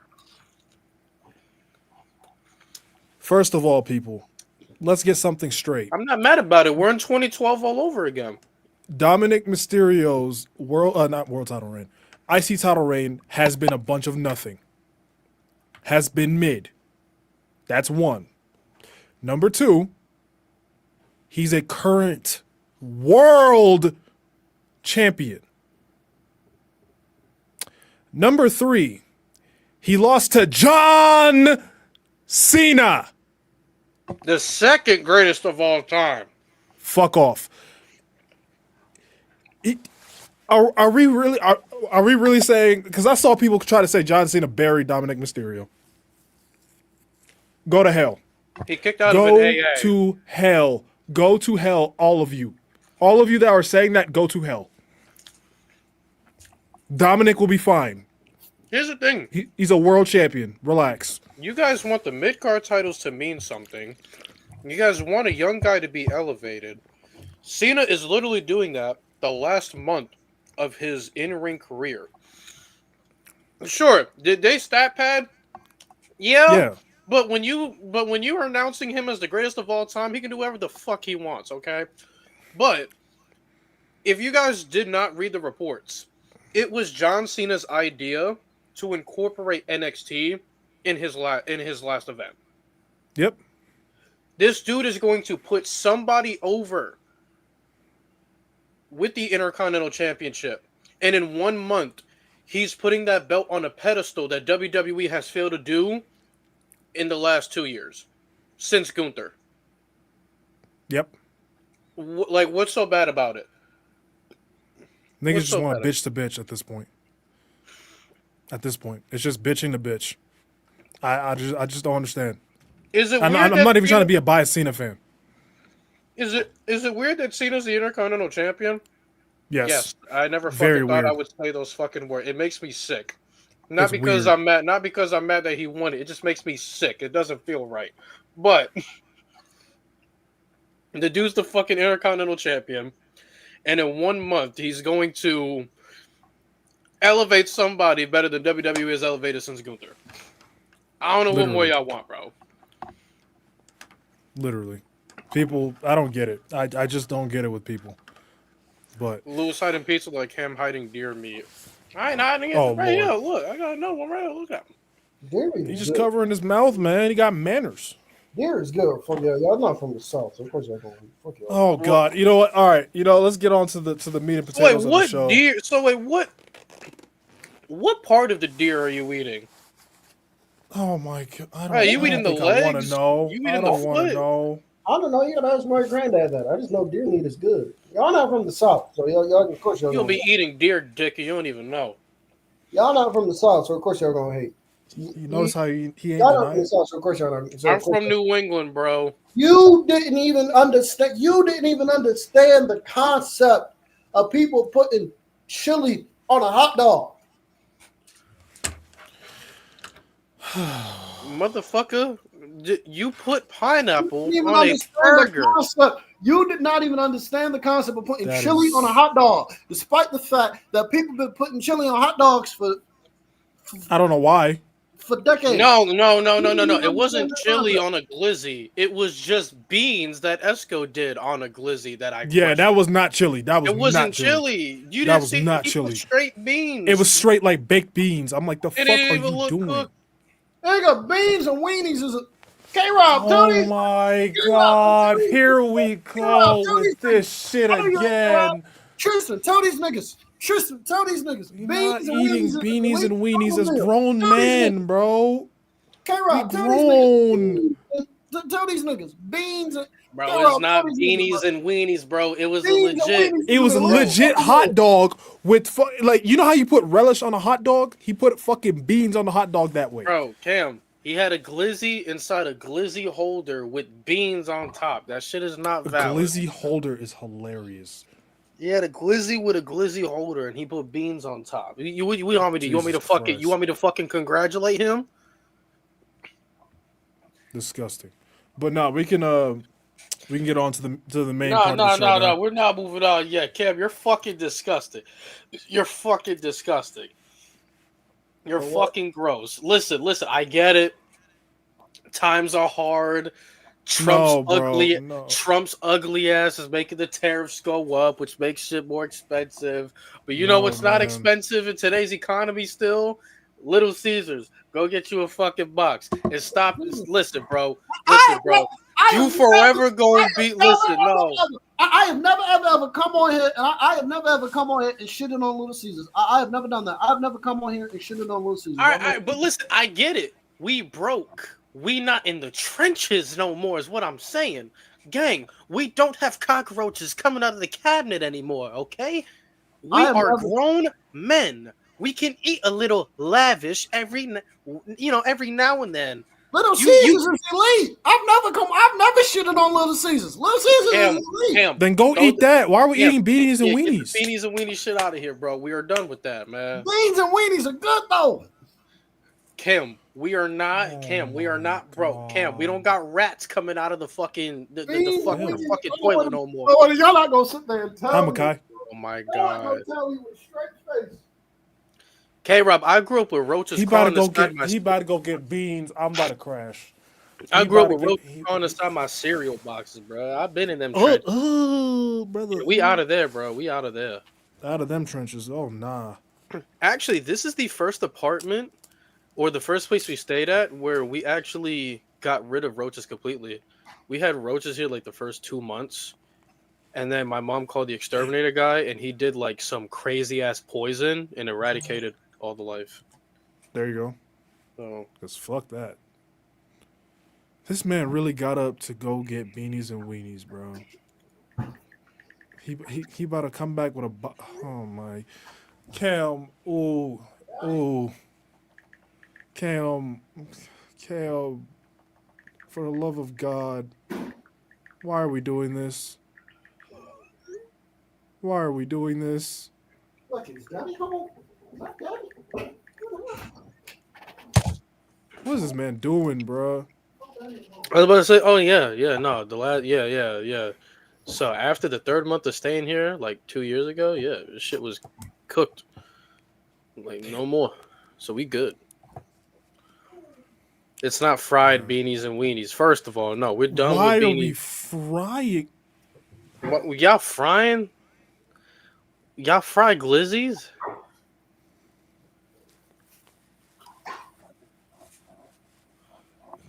Y'all frying glizzies? Why are y'all frying glizzies? That's unhealthy. Glizzies are unhealthy as it is. I just don't understand, bro. Like, why is this like the struggle meal that y'all are choosing to fight for?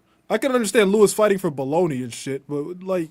Yeah, bro. Listen, bro. When I was at work, bro, and I made them 3 bologna sandwiches, yo, them bitches came in clutch, boy. And I had them with water. No, I had Eli. I had the first 2 with Pepsi, and then the last one I saved towards the end of my shift, and I had it with water. Yes, bologna. I mean, I don't like it either, but I don't like it. Yes, but K-Rob, I said the same shit. Fried bologna, bro. They didn't want to hear me, bro. Bologna is elite. The fuck? Cam, what'd you go grab, bro? With cheese? Nah, I don't do cheese. Just give me. I went to go look for my baked beans, but I think my dad. I went to go look for the can of baked beans. Pops be eating the beanies and weenies. But I think my dad cooked them, so I think my dad cooked them. So bologna is ass. So I agree. So I just microwave. So I just put in the microwave some steak and rice that he made. Steak and rice. Wow. Boom. Wow. A great meal. Better than fucking an actual proper meal. So are you fucking pouring Cam, the can is there for you to drink out of. Why are we pouring it into a whole other fucking oh my god. Chat, the way he's eating pisses me off. We've lost the plot. A whole point of unless a can, there's ice in that bitch. Unless there's ice in that bitch. A whole point of a can is to drink. It's accessible. You instantly. Why are we pouring it? Look, he could have been drinking right now.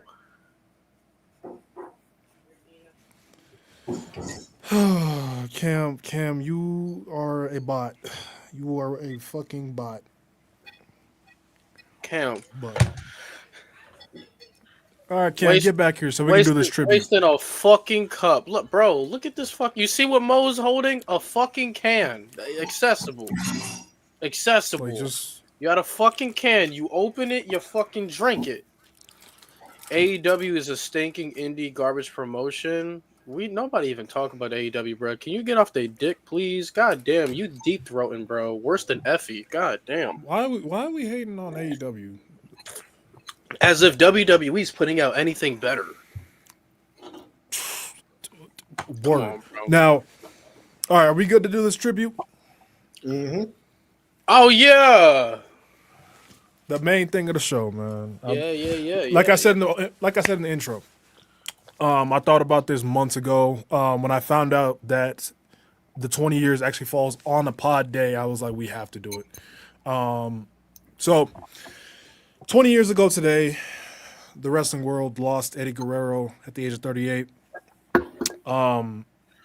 Now, for me, my experience with Eddie Guerrero is very different to everybody else who watched him in real time. When Eddie passed away, I was about 2 years away from watching wrestling.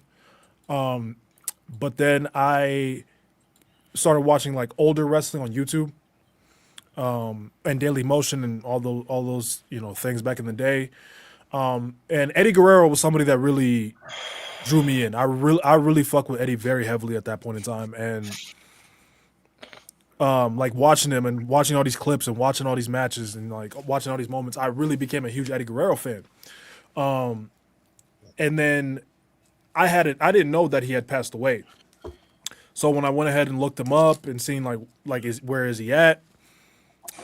To come to find out that he had passed away years beforehand, it was just like that was devastating to me. So I can only imagine. Yeah, Eli, go to hell. I can only imagine. Chad, did y'all see that? What? This fucking bitch. Eli, that's what I'm saying. Eli, that's what I'm saying. It's not even Eli. Fuck Chris Smooth for a second. This fucking bitch Cam. Wow. This fucking bitch Cam opens up a can that you're supposed to drink out of. And what he held up was a McDonald's cup. And it had no ice. It was not I don't like ice in my drink. I don't like ice in my drink. Then why did you fucking point McDonald's to a cup? What a McDonald's cup. First off, get your facts straight. What a McDonald's cup. It was a e-fuel. You are sad. It was a refuel gas station cup. Get it straight. So you poured it. So you are sad. And you poured it into a cup to. Yeah. Back to Eddie. Back to Eddie. I can't. You are the reason. You are everything that is wrong. You. Boy, if you ever stay at my house and I find 5 cups in my sink, I know who the fuck it is. We smacking the fuck out of Cam. Yo, fat ass. All right. Oh man. All right. So yeah. So I can only imagine how it was for people who were watching at that time, how it felt when Eddie Guerrero actually passed away. It's just to be that young and to just lose your life at that point in time is terrible, man. And Eddie Guerrero to me has always been somebody I've looked at as there's very few wrestlers that I would label as a perfect professional wrestler. Eddie Guerrero falls under that category. Like, he did everything at a high ass level in ring, I don't even think I have to explain his in ring ability.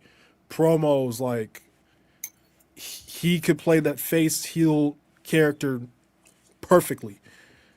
Like the fact that his character, like his babyface character, was basically a heel. It's just like everybody liked him. He lied, he cheated, he stole. The fact that he was able to flip that and still make himself hated just goes to show how great he was. So from that department, he's great. From storytelling, he's great. Like Eddie Guerrero did everything at an elite level. And the fact that he still resonates with so many people now just says everything about the guy. I think when it comes to Eddie, he is legitimately perfect in every field. Like, yeah. I feel like we were robbed of Eddie being in greatest of all time talks, top 10 talks. The man, and we don't use this loosely, the man at his peak is just as perfect as Shawn Michaels. Just as versatile in the ring. Just as good as an in-ring worker. Just as good as a mic worker. If not, you could argue a little bit better. Can work babyface on an elite level. Can work heel on an elite level. And on top of that, didn't need a title to do their best work. Didn't need it. Those two in that time frame were for the people. Like, those were the two guys people gravitated towards. Right. So with a guy like Eddie Guerrero, it's a shame because on a talent level, he's up there with Shawn Michaels as the greatest talent to ever walk the fucking grace of this fucking planet. 100%. And it's a shame because when you talk to people today and they have Eddie Guerrero ranked so high, even though I disagree because, have to be consistent, but people rank him so high just off of his talent, let alone his accomplishments and all this shit. Like, his talent was out of this fucking universe. But also what makes Eddie so great was his second run in WWE when he came back and him overcoming the demons with his drug abuse and trying to earn his way back into his family's house and earn his kids' trust again. And the fact that he was able to incorporate that with his babyface character and was able to catapult his main event career off of his own personal struggles was a beautiful thing. Like, I feel like if anybody in the wrestling world is going through something, like, just look at what Eddie Guerrero had to do, to make it through. Like, the man in Minnesota was on drugs, fucking passed out, got carried out, got released, and legitimately from the ground up had to work his way back. And from his hard work and dedication and the elevation of not only himself, but his ability to elevate other people and just his natural charisma, it got him the WWE Championship. Yeah. In a time frame where it was very rare for any minority to be a huge world champion at that.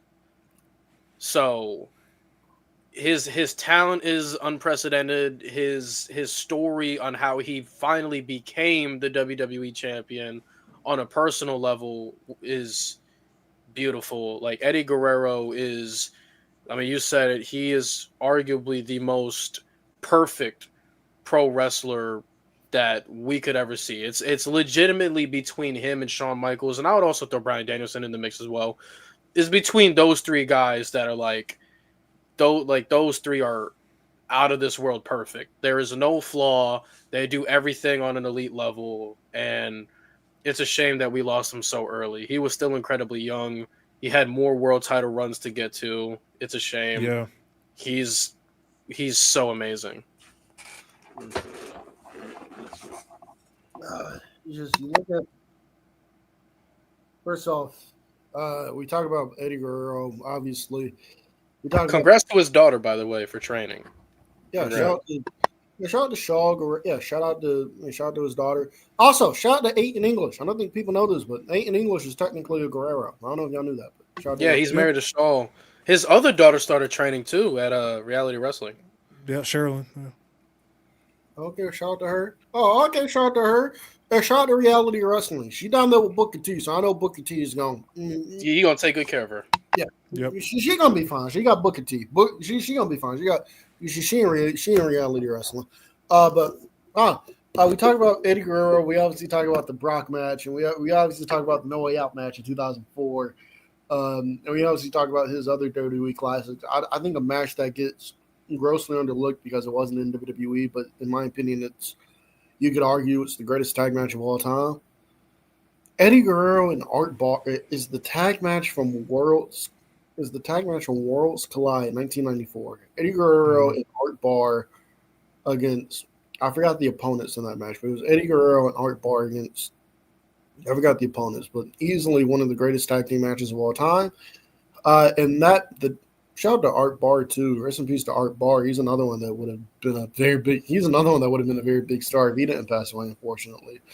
And it's just, Eddie had one of the best stories I think out there. Obviously from like any person, somebody who reached rock bottom. He made it to WWE. He was getting a pretty sizable push there, and then he got cut. He got cut from WWE, and then he was able to come back, and he was obviously able to reach the mountaintop, and he was able to, regain his kids' trust and whatever. And it's sad, man. It's sad. And I go back to the Dark Side of the Ring episode they did on Eddie and Benoit, where Eddie Guerrero they talk about Eddie. Vicky Guerrero tells a story in there where Eddie Guerrero was passed out on the couch, obviously from drug use, and Vicky Guerrero she didn't do anything. Vicky didn't do anything. Vicky was like, if I do anything, he's not going to get up. So this must be a sign from the Lord or something that he's ready to go. And that was one of the key things that obviously got him to turn his life around. And it's just,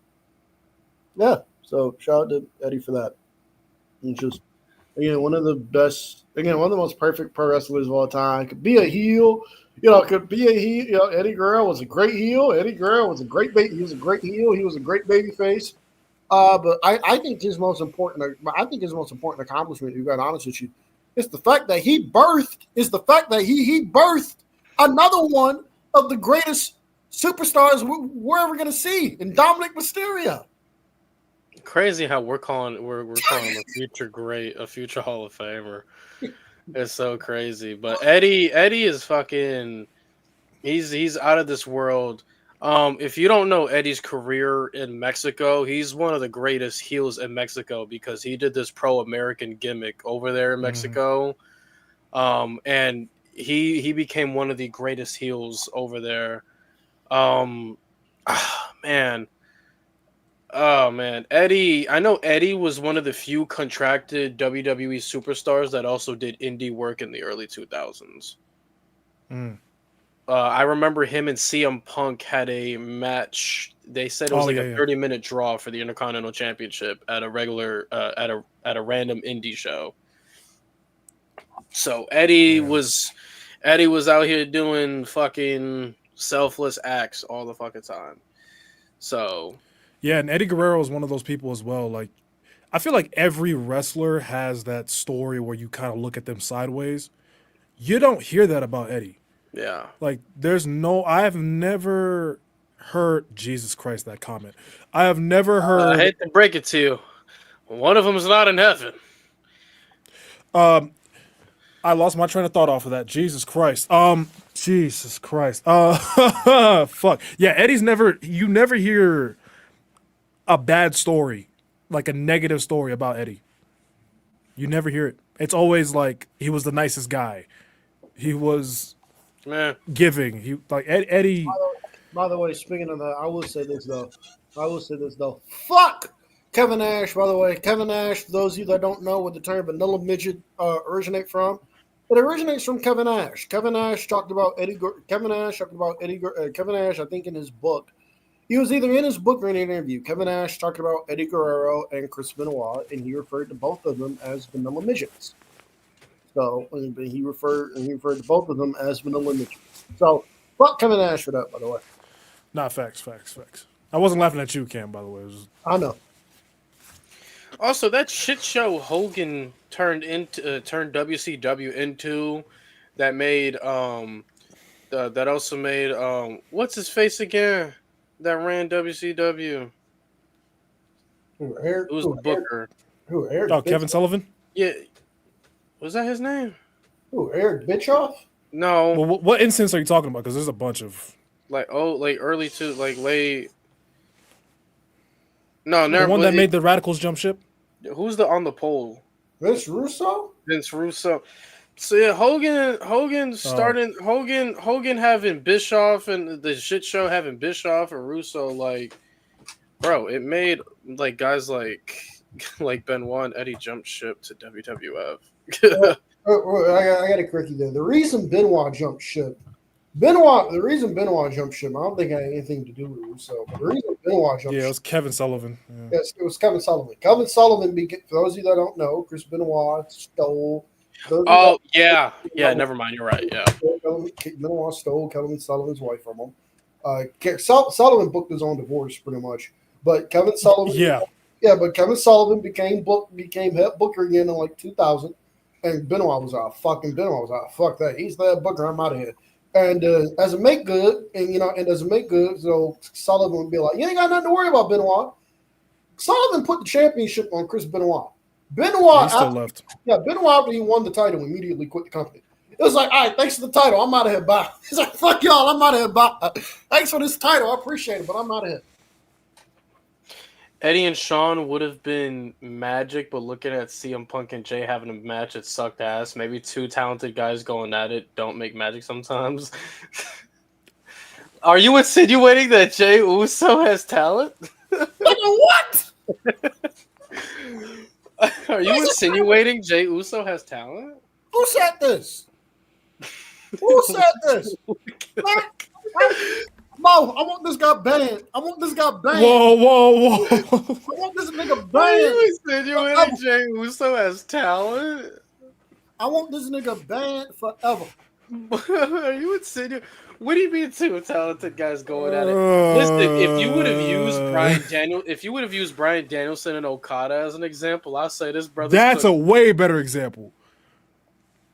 Stu. Way better example. Yeah, Stu. He lost me with Jay. Y'all be losing me with Jay, bro. Y'all be losing me, man. What do y'all see in this brother, man? Oh my god, losing me crazy. Y'all be losing me. This brother is not cooking. Sorry, I had to do it. This brother is not cooking. This brother he's sick in the head.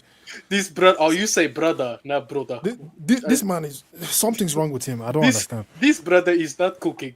Please take it away. Please take it away. This brother is not serious. Take his rights away. He does not deserve it. Take his what rights? He's a woman. Nah, we won't ban you, Matt. Don't worry. We trolling. I want him banned. The fuck? I want him banned. Yo. He said, hey, Tristan said, was it me? Shout out Shaggy. It wasn't me. Look at Matt. The one y'all pillar. The moment you compare Eddie Guerrero to Jey Uso is the moment you lost all your privileges, buddy. I want this nigga banned. Ban him. Ban him. We not banning nobody. All right. I'll tell you what. I've heard worse comments in no name. Tell you, Jey Uso clears as a father compared to Chris Benoit, though. Definitely. Oh my! And I will be right back, gentlemen. Definitely clears as a father. Shout out Jey Uso for being a great dad. Yeah. Yo, Tristan, I'm not saying that. No. Yeah, they clipped that. I'm cooked, bro. Well, I'm cooked already, but they cooked that. I'm never getting on no shows. Oh my god. There's no bro, that's crazy, bro. Yo, Cam, he really said maybe two talented guys don't work. And then he said Jey Uso is Nigga, you could have said Triple H and Owen Hart. You could have said Shawn Michaels and Mr. Perfect. You could have used Bryan Danielson and Kazuchika Okada. Hold on now. I like the wrestling match. I like the wrestling match. I don't like the Forbidden Door match. But you could use any other fucking example. Sorry, Chris. Look, you got food? You order food? No, I just went to the bathroom. My bad. I've been holding it for a minute. Got a bathroom in that Chad, he got a bathroom in that studio too, Chad. Hey man. But what was I gonna say? Oh yeah. Okay, so I wanted to ask y'all, what was y'all's personal favorite Eddie Guerrero moment? Just moment, not match, moment. Ooh. It was a backstage segment where Eddie Guerrero had his plate of Mexican food, and Batista was like, "Oh yeah, you remember like that diarrhea you had last week? Yeah, I'm gonna take this off your hands, man. You know, you don't want your stomach to hurt or whatever." And he took his plate of food, and he started eating it, and then Batista was like, "Oh my god, this is so good, bro." And then Eddie Guerrero's like, "What?" And then Batista walks away, and then Eddie still had the fucking foil of tortilla still in his hand. So he takes a bite out of it. Batista comes back and snatches it out of his hand. He's like, "This is what I was missing right here." Yeah. And he's like, "I'll see you out there." And their little dynamic that they were starting to have before Eddie passed was great, man. That was great. But there go fucking Dayton trolling again. But for me, I would say that promo he had against Brock going into No Way Out, where he basically talked about what we talked about earlier, where he was like, "Oh, what happened in Minneapolis," and you know, it just showed so much range from Eddie. Because at that time, I don't want to say Eddie was a comedy character, but he wasn't always serious. But when he showed that serious side there, it was like, oh my god, like this motherfucker is on par with everybody on that microphone. That's one of the greatest promos of all time. All time, bro. Bro, that push happened. I'm getting really chills fast thinking about it. Because he won that. Yeah. He won that Royal, that 16-man Royal Rumble on SmackDown. Yep. Something like that. And because he had the turn, because Chavo turned on him not too long before that. They had like 3 weeks of building. Yeah, and it worked. And they fucking pulled the trigger. Like it was nothing. And then immediately after he beat Brock in No Way Out, he was defending the WWE title against Chavo on SmackDown. And then he had the Mania match with Kurt. Yeah. Just a couple weeks they after did that. some crazy shit, yeah. Yeah, man. But also, that was when Brock was leaving, too, so they wanted to get the belt off him. Have y'all heard? Well, I don't think they knew at that point, though. No, they didn't know at that point. They didn't know at that point. So it was just literally them giving Eddie. Oh, okay. That's good to know. Have y'all heard the Halloween Havoc '97 story with Eddie and Ray? No. Story, no. All right. Well, basically, the story goes like this: Rey Mysterio was supposed to lose that match. Rey Mysterio was supposed to lose. I have heard this. Eric Bischoff for some fucking reason was obsessed with unmasking all of his fucking luchadors. So Rey Mysterio was set to lose that match to Eddie Guerrero. And Eddie went to Ray, and Ray clearly didn't want to. Ray clearly wasn't thrilled about losing. And Eddie went to Ray, and Eddie was like, "Bro, we don't have to do this shit, bro." He was like, "Bro, let's just walk out, bro." He was like, "We ain't got to do this shit, bro. We don't have to do this shit, bro. You don't want to do." And he was like, "We out here. You obviously don't want to do it, right? And you obviously don't want to do it. I don't want to do this shit either. If you don't want to do it, we don't have to fucking do it." And Ray was like, don't worry. And Ray was like, we had to do it. It's gonna be a whole bunch of legal shit, this and the third. And Eddie was like, because Eddie was not gonna do it. Eddie was like, "Fuck this, I'm not doing it." And then I was like, "Fuck this, I'm not doing it." And then somebody was able to convince Bischoff to change the finish, and that's when they won. It was like Ray's won it. It was like, Well, Ray should have won from the fucking get. Like, I told you, Eric. Yeah, I told you, Eric. Like, why the fucking why you? Yeah, no, he should have won from the fucking get. Bischoff was a fucking idiot. Bischoff, for some reason, was obsessed with trying to unmask all of his luchadors. I don't know why, but there's a reason why they threw the mask right back on Ray when he got to WWE. There's a because Vince was like, "You gonna make me money with that shit. Bring that shit with you. I don't give a fuck." And look what happened. Bro, why do we think Penta is so? WWE put a I don't want to change the subject too much, but WWE just put out a list of the top 10 like merch sellers of this year. Kind of crazy the names on there. Like AJ Lee was on there, like crazy merch. Wow, that was fast. But Penta's in the top 10. Is that fucking mask? That motherfucking mask. But yeah. All right. Bischoff was a fucking idiot because Bischoff didn't see that. For some reason, Eric Bischoff and Vince Russo wanted to unmask all of their fucking luchadors. Let's go watch TNA. All right, hold on. Let me go. Somebody, Mo, get your car. Mo, get your car. Who the fuck is in this building, bro? 4 Rascals at Turning Point. Oh, they got Wesley back. Oh, there you go. Are they gonna tie in the story the fact that he fucking turned on them, or? Oh, it stopped. Okay. Good fucking question. Get to know newest knockout, Milo Moore. Oh, NXT has invaded TNA. We're still doing this? I thought we had Invasion already. Well, or not Invasion. My bad. Showdown. Ava's on Impact. Hold on, I'm just trying to catch up on everything. Okay, I'm caught up. There's more. I'll just wait for the shit on Instagram to pop up. Hey Cam, you remember what I told you about Ryan Nemeth? About how he's improving, and that he's Himothy. Timothy is crazy, but what do you? What do you mean? Cam. I told you. He's in the world title picture. More reason for me not to watch TNA.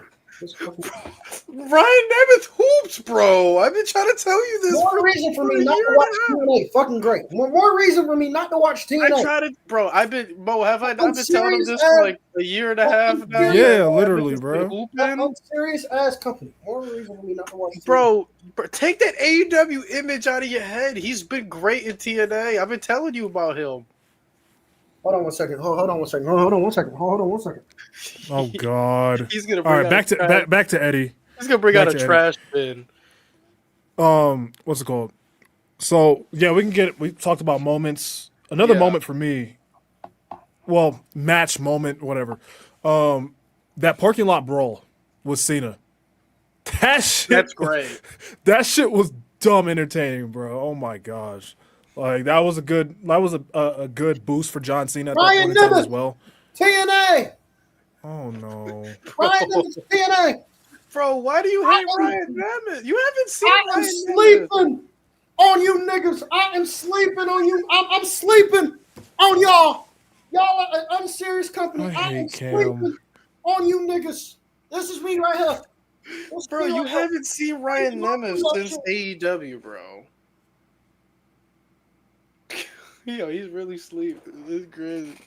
I hate Cam, bro. I'll do that shit. I hate Cam, bro. Ryan Nemeth is a hooper, bro. He's been giving you 18 a game. Mo, go ahead and continue. I will wake up when it's my turn to speak. Go ahead and continue. This is me. Now niggas are sleeping. On Mr. Ryan Nemeth on TNA. Go ahead. Yeah, Chad, no honey buns for you this month. To the people that watch Ryan Nemeth, can you please tell Cam that he's actually been good? He's actually been good, bro. Cam don't want to believe me because the Ryan Nemeth he saw was dog shit in AEW. But in TNA, bro, my man's been at 18 points per game scoring, bro. You're shooting 40. And he a Tyrese fan, bro. That was his average last year, wasn't it? That's like being an 18. That's like being an 18 point per game scorer with Charlotte Hornets. They don't mean shit. What? Wow. Yeah, TNA's you are a generational hater. You are a generational. I mean, I'll say they like the.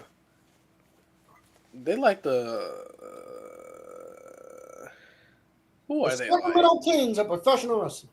Nah. Because at one point TNA was number 2. So I'll give them. They like the Warriors. They like the Rockets. No, they were number 1. They like the Rockets. 2 chips now. Yeah. Now. Well, yeah. Frank beat Santana. What? Frankie Kazarian beat Santana for the belt. Oh, yo! You see the way Cam just stood up? He said, "Oh, whoa!" For the belt. It was for the belt. In the comments, bro. That was for the title. This is me. He cashed in on Mike. Kazarian's world champion, Cam. They finally did it. Back. TNA going back to sleep. They had something I was interested in Mike Santana, but they took the title off him. So. Wait, no, man. Yeah, you a hating ass nigga. Cam, Kazarian is world champion. What more do you want? What the fuck? Hold on, I have to see. Chad, I'm sorry. Hold on. No way, bro. No way, bro. So are they gonna have Mike do another fucking chasing journey? Oh my goodness. Again? People, TNA. I don't know if I agree with Mike going on another year of chasing somebody. TNA, people. TNA. Never change, TNA. Never change. LOL TNA. LOL TNA. Yeah, Lewis, he did. He did. Hold on, I'm looking. Hold on. Oh my God. Oh, they fucking did it. Oh boy, I can't wait. He's finally world by champion. roll up. I can't wait to see what Bert says about this right here. Bro, Wow. Kazarian is finally world champion. Wow. Salute. TNA, y'all are a hilarious company. Y'all are absolutely hilarious, TNA. Y'all are absolutely hilarious. Keep it up, Bro. TNA. Told never change. Hey, African, you're right. Never change, TNA. Never change, wow. TNA. Bro, he's actually total non-stop action. Then, now, and forever. Then, now, and forever. Never change, TNA. Never change, never change, never change. Y'all just did all that for Mike Santana to get the belt just for him to lose it now? Back to sleep on TNA, I go. Oh wait, but my other issue is why couldn't Frankie just win the Call Your Shot gauntlet by himself? By himself. What's with the Nick? It's not Nemeth? like you're gonna put the belt back on Nemeth, yeah. Yeah, what was with the Nemeth theatrics? Back to sleep I go. Cam, not Cam. Chat, Cam. I can assure you, I don't think Cam is upset that Frankie Kazarian's champion. It's the booking how we got here. That's the problem. That is kind of buns. You know what's crazy? Cam and I was just talking about this a couple weeks ago. We said it's still fucking ridiculous how this dude isn't world champ for that fucking company. And we get here, it's like, why did you do it that way? Why'd you do it this way though? Like, why? Did they just do it so they could say he's a world champion? And then they're going to give it back to Mike Santana? Yeah, they're going to give it back to Mike. They have to. There's no way they did all that just to not give him an actual proper run. Hey, hilarious. TNA continues to be a dog. Hold on, I'm trying to see how TNA continues to be a hilarious. Post the clip. Hold on. Twitter got. No, I've seen the clip. It's on Twitter. Yeah, it's on Twitter. TNA continues to be an absolutely hilarious wrestling promotion. So. Yo, listen, if y'all spam the Joe Hendry sign with WWE one more fucking time, I'm gonna tell Mo to start banning you fucks. We get it. Yo. For fuck's sake, we fucking get it. Unsurprised. Holy shit. Hold on. I'm sorry, Chad. We're gonna talk about Eddie again soon. Yo, Cam, you gonna be mad at this roll up, boy. Oh, you gonna be mad at this roll up, boy. You gonna be angry. TNA, never change. A fucking roll up. Never change, TNA. Whoa, Blake Monroe. Hold on. I didn't mean to. Oh, my. Okay. Yeah, what the fuck? All right. Let's get the salute. All right. Let's get the positive. Let's get the positive out the way. Frankie, I'm incredibly happy that you're finally world champion. I just despise how we got here. Sophie Cunningham, Jesus. All right, let's go. So, is Mike's contract up soon? I don't think so. He only came back a year ago. Who knows? And they built him up to be the face of the company. He beat Josh Alexander in an I Quit match. And then just main evented Bound for Glory and got the belt. I tried to tell you, Where would Mike even go? Mike's not going anywhere. Yeah, there's no way, bro. He's probably gonna do the stupid ass chase to Frankie Kazarian, and I wouldn't be surprised if Nemeth gets the belt on the way. So we just yay, Nick, yay, Ryan Nemeth is TNA champion, yay. I said Nick, not Ryan. Oh, okay. No, I thought you said this nigga is such a hater. Oh my god. This nigga is such a hating ass Mike Santana to WWE. Respectfully, he's not a WWE guy. Respectfully. I don't see it. Respectfully, WWE has Damian Priest. They don't need Mike Santana. Yay. And Damian Priest is already a former WWE World Champion. So they don't. That too. Yeah, that's a good point. You know what I'm saying? They don't need a. All right, back to Eddie. So yeah, back to Eddie. So I think what's on par with the Brock Lesnar No Way Out Go Home promo is the heel turn promo that he cut on Ray when he was holding With the his mask. That shit was, bro. It's not just the promo. It was also like the lighting of it, like the arena being dark and him having the setup. Yeah, it was that shit is cinema. That shit is cinema. It's so crazy. It's so crazy how he was able to take. He went from that babyface high just a year before that, Yeah.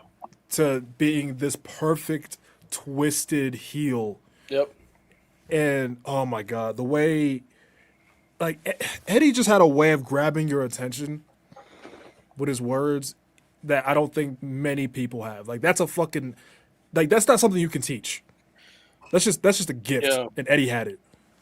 Eddie fucking had it. You know what would have been some shit? Because Eddie probably would have wrestled a little bit longer. Yeah, maybe a few more years. Yeah, a few more years. If we had SmackDown GM Vicky managing Eddie Guerrero. Oh my god. We would have never got the Edge storyline, yeah. Yo, that. Oh my god. Yo, bro, that shit would have been. Well, sick. do you think Vicky got into it because of Eddie's passing, and they were like, "Hey, we got something for you"? That's a good question. Who came up with the "excuse me" character? I think she said that's one of the main reasons why she got into it. Oh, okay. I could be wrong, but I think she's said in interviews that's one of the main reasons. Cam, you won't believe this. Mike Santana got attacked by Brooks Jensen and Lexis King. That's how Frankie Kazarian was able to catch it. TNA, y'all got it. TNA, y'all got it. TNA, Oh TNA, my god. TNA. Oh my. Hey, look, hey, TNA. Isn't that what niggas pitch for El Grande Americano? Hey, TNA, the Sacramento Kings, the Sacramento Kings of professional wrestling. That's what y'all are. Y'all the Sacramento Kings. You know what I mean? You know what I mean? No, they're the Pacers, bro. What you mean? You know what I mean? Y'all have a year. You know what I mean? Y'all have a year where y'all like. Y'all have a year. Y'all have a year where y'all are like. Okay, Robert Stone was there too to cost them. Y'all have a year. Hey, look here, TNA. Y'all are like the Sacramento Kings. Y'all have a year where y'all are like good. You know, you break the playoff drought. That's what happened with the Sacramento Kings. Everybody like, hey man, TNA good. The next year, we like what? The next year, y'all not quite as good. But it's like TNA's still pretty good. It's like TNA's still pretty good. They're not quite as good as they were last year, but TNA's still pretty good. TNA, y'all get like a TNA, y'all get like a really big talent, whether that be DeMarcus Cousins for like all the 2010s. And it's like, all right, here we go. TNA got Boogie. Here we go. All right, TNA got AJ. All right, here we go. TNA got Boogie. Here we go. And then y'all just find a way to completely fumble it. And then we go back to laughing at y'all because y'all the most unserious franchise in the NBA. It's like we go back to laughing at y'all. It's like, what's the fucking plan? Also, chat, I will say, what's the fucking plan? There will be no Frankie slander. No Frankie slander. It's like, y'all got Westbrook, who's good, okay. You got Zach LaVine, okay. You got DeMar DeRozan. Westbrook's good. Westbrook has been the best. He ain't been bad. Russell Westbrook, second best player on the Kings this year. Stop. He's been the best player on the Kings this year. Stop. That's not saying much. Westbrook has been good this year. Stop it. Westbrook has been good. That's not saying much. Yo, Kev, you're gonna love this one. Stax was there as well on the Invasion. The most unserious wrestling promotion of all time. TNA. Brooks Jensen, Lexis King, and Stax in the main event scene. Managed by Robert Stone. Non-stop action. Managed by Robert Stone in the big 2025. And y'all want me to turn TNA on and give me 10. Y'all got it, bro. Y'all got it. I could see the argument. I could see. Y'all got it. Yeah, no. Cam's not slandering Frankie. Cam's not slandering Frank. Bro, Cam literally said it the other week. How it's stupid that TNA still has not made Frankie Kazarian champion. And the one time they fucking do it, it's like, yo, what the fuck are y'all thinking right now? TNA. Y'all they just did it to do it at this point. They just did it to do it.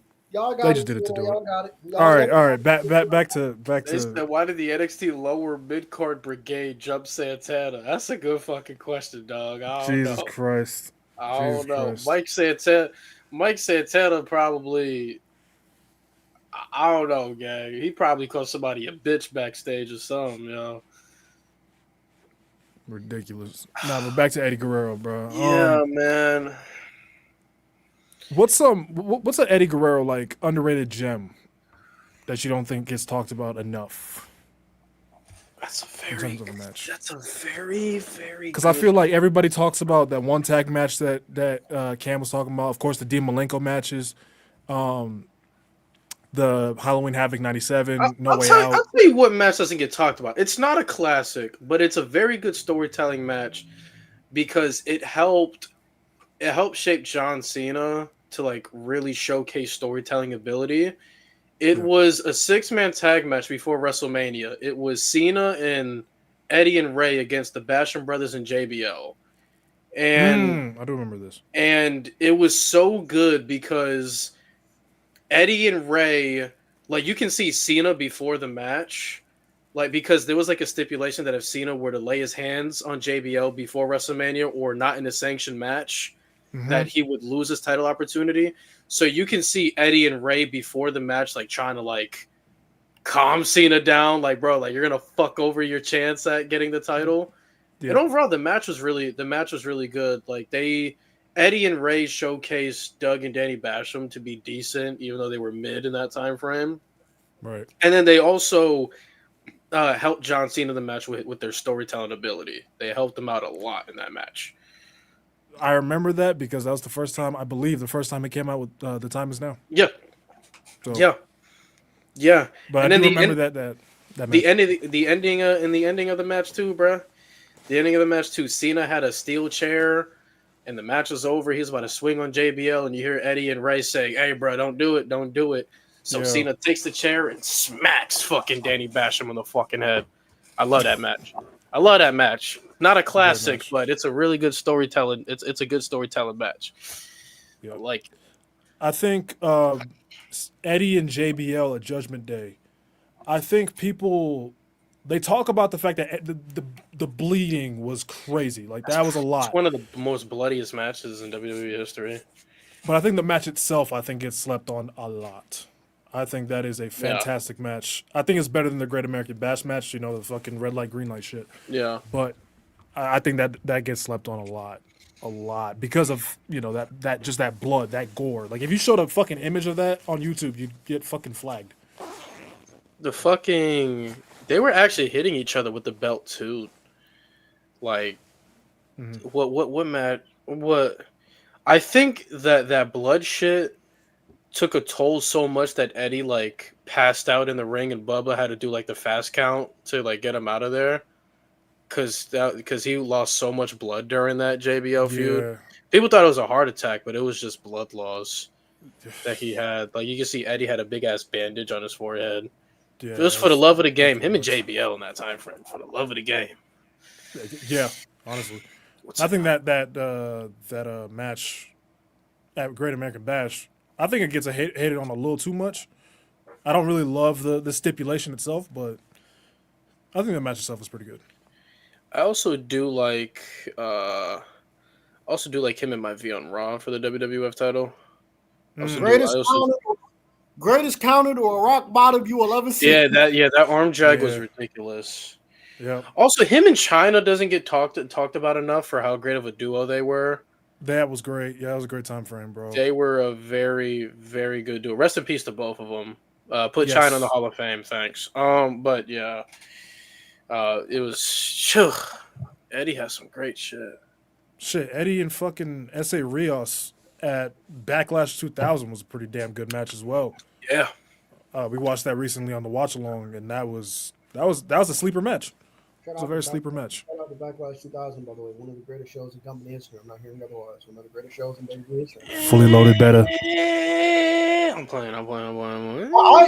I'm playing. Fully loaded also one of the greatest shows in WWE history. Boy, I promised you, if WWE came out with that name now, boy, they get fried. Bro, niggas be fucking children, bro. They couldn't, bro. You couldn't do that. You can't name shit, boy. You got to be careful with names. The niggas gonna be like, pause, bro. Like, this is. I was gonna bring this one up earlier. Eddie and Benoit to crown the first WWE United States champion. Wait. Fantastic. Wait. Put that comment back up. There we go. Is that fucking Jey Uso? Jey Uso on the Ultimate Warrior's body? That's nasty. At least Ultimate Warrior has classics. I mean, technically, Jay does have an all-time Mania main event. He has one classic. He got carried. It was classic. But yeah, Warrior got classics. Jay Uso got one classic. As a single star, he has one classic. Randy Savage and Rick Rude. I'll give you the Roman Hell in a Cell match, even though I don't really like it. Randy Savage and Rick Rude were doing God's work. We're doing God's work. He carried Hogan. I'm playing. No, Hogan carried him.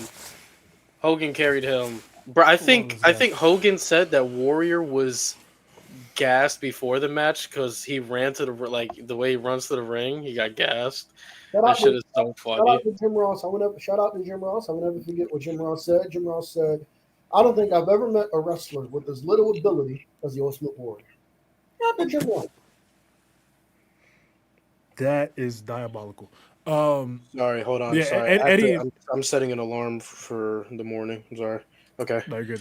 So Eddie and Benoit from that Vengeance 03. Vengeance 03 is a pay-per-view that needs to be talked about a lot more. Like, that is a very good card, and that kicked off the show to crown the first ever WWE, because obviously it was in WCW, but the WWE United States Champion. And Eddie won that.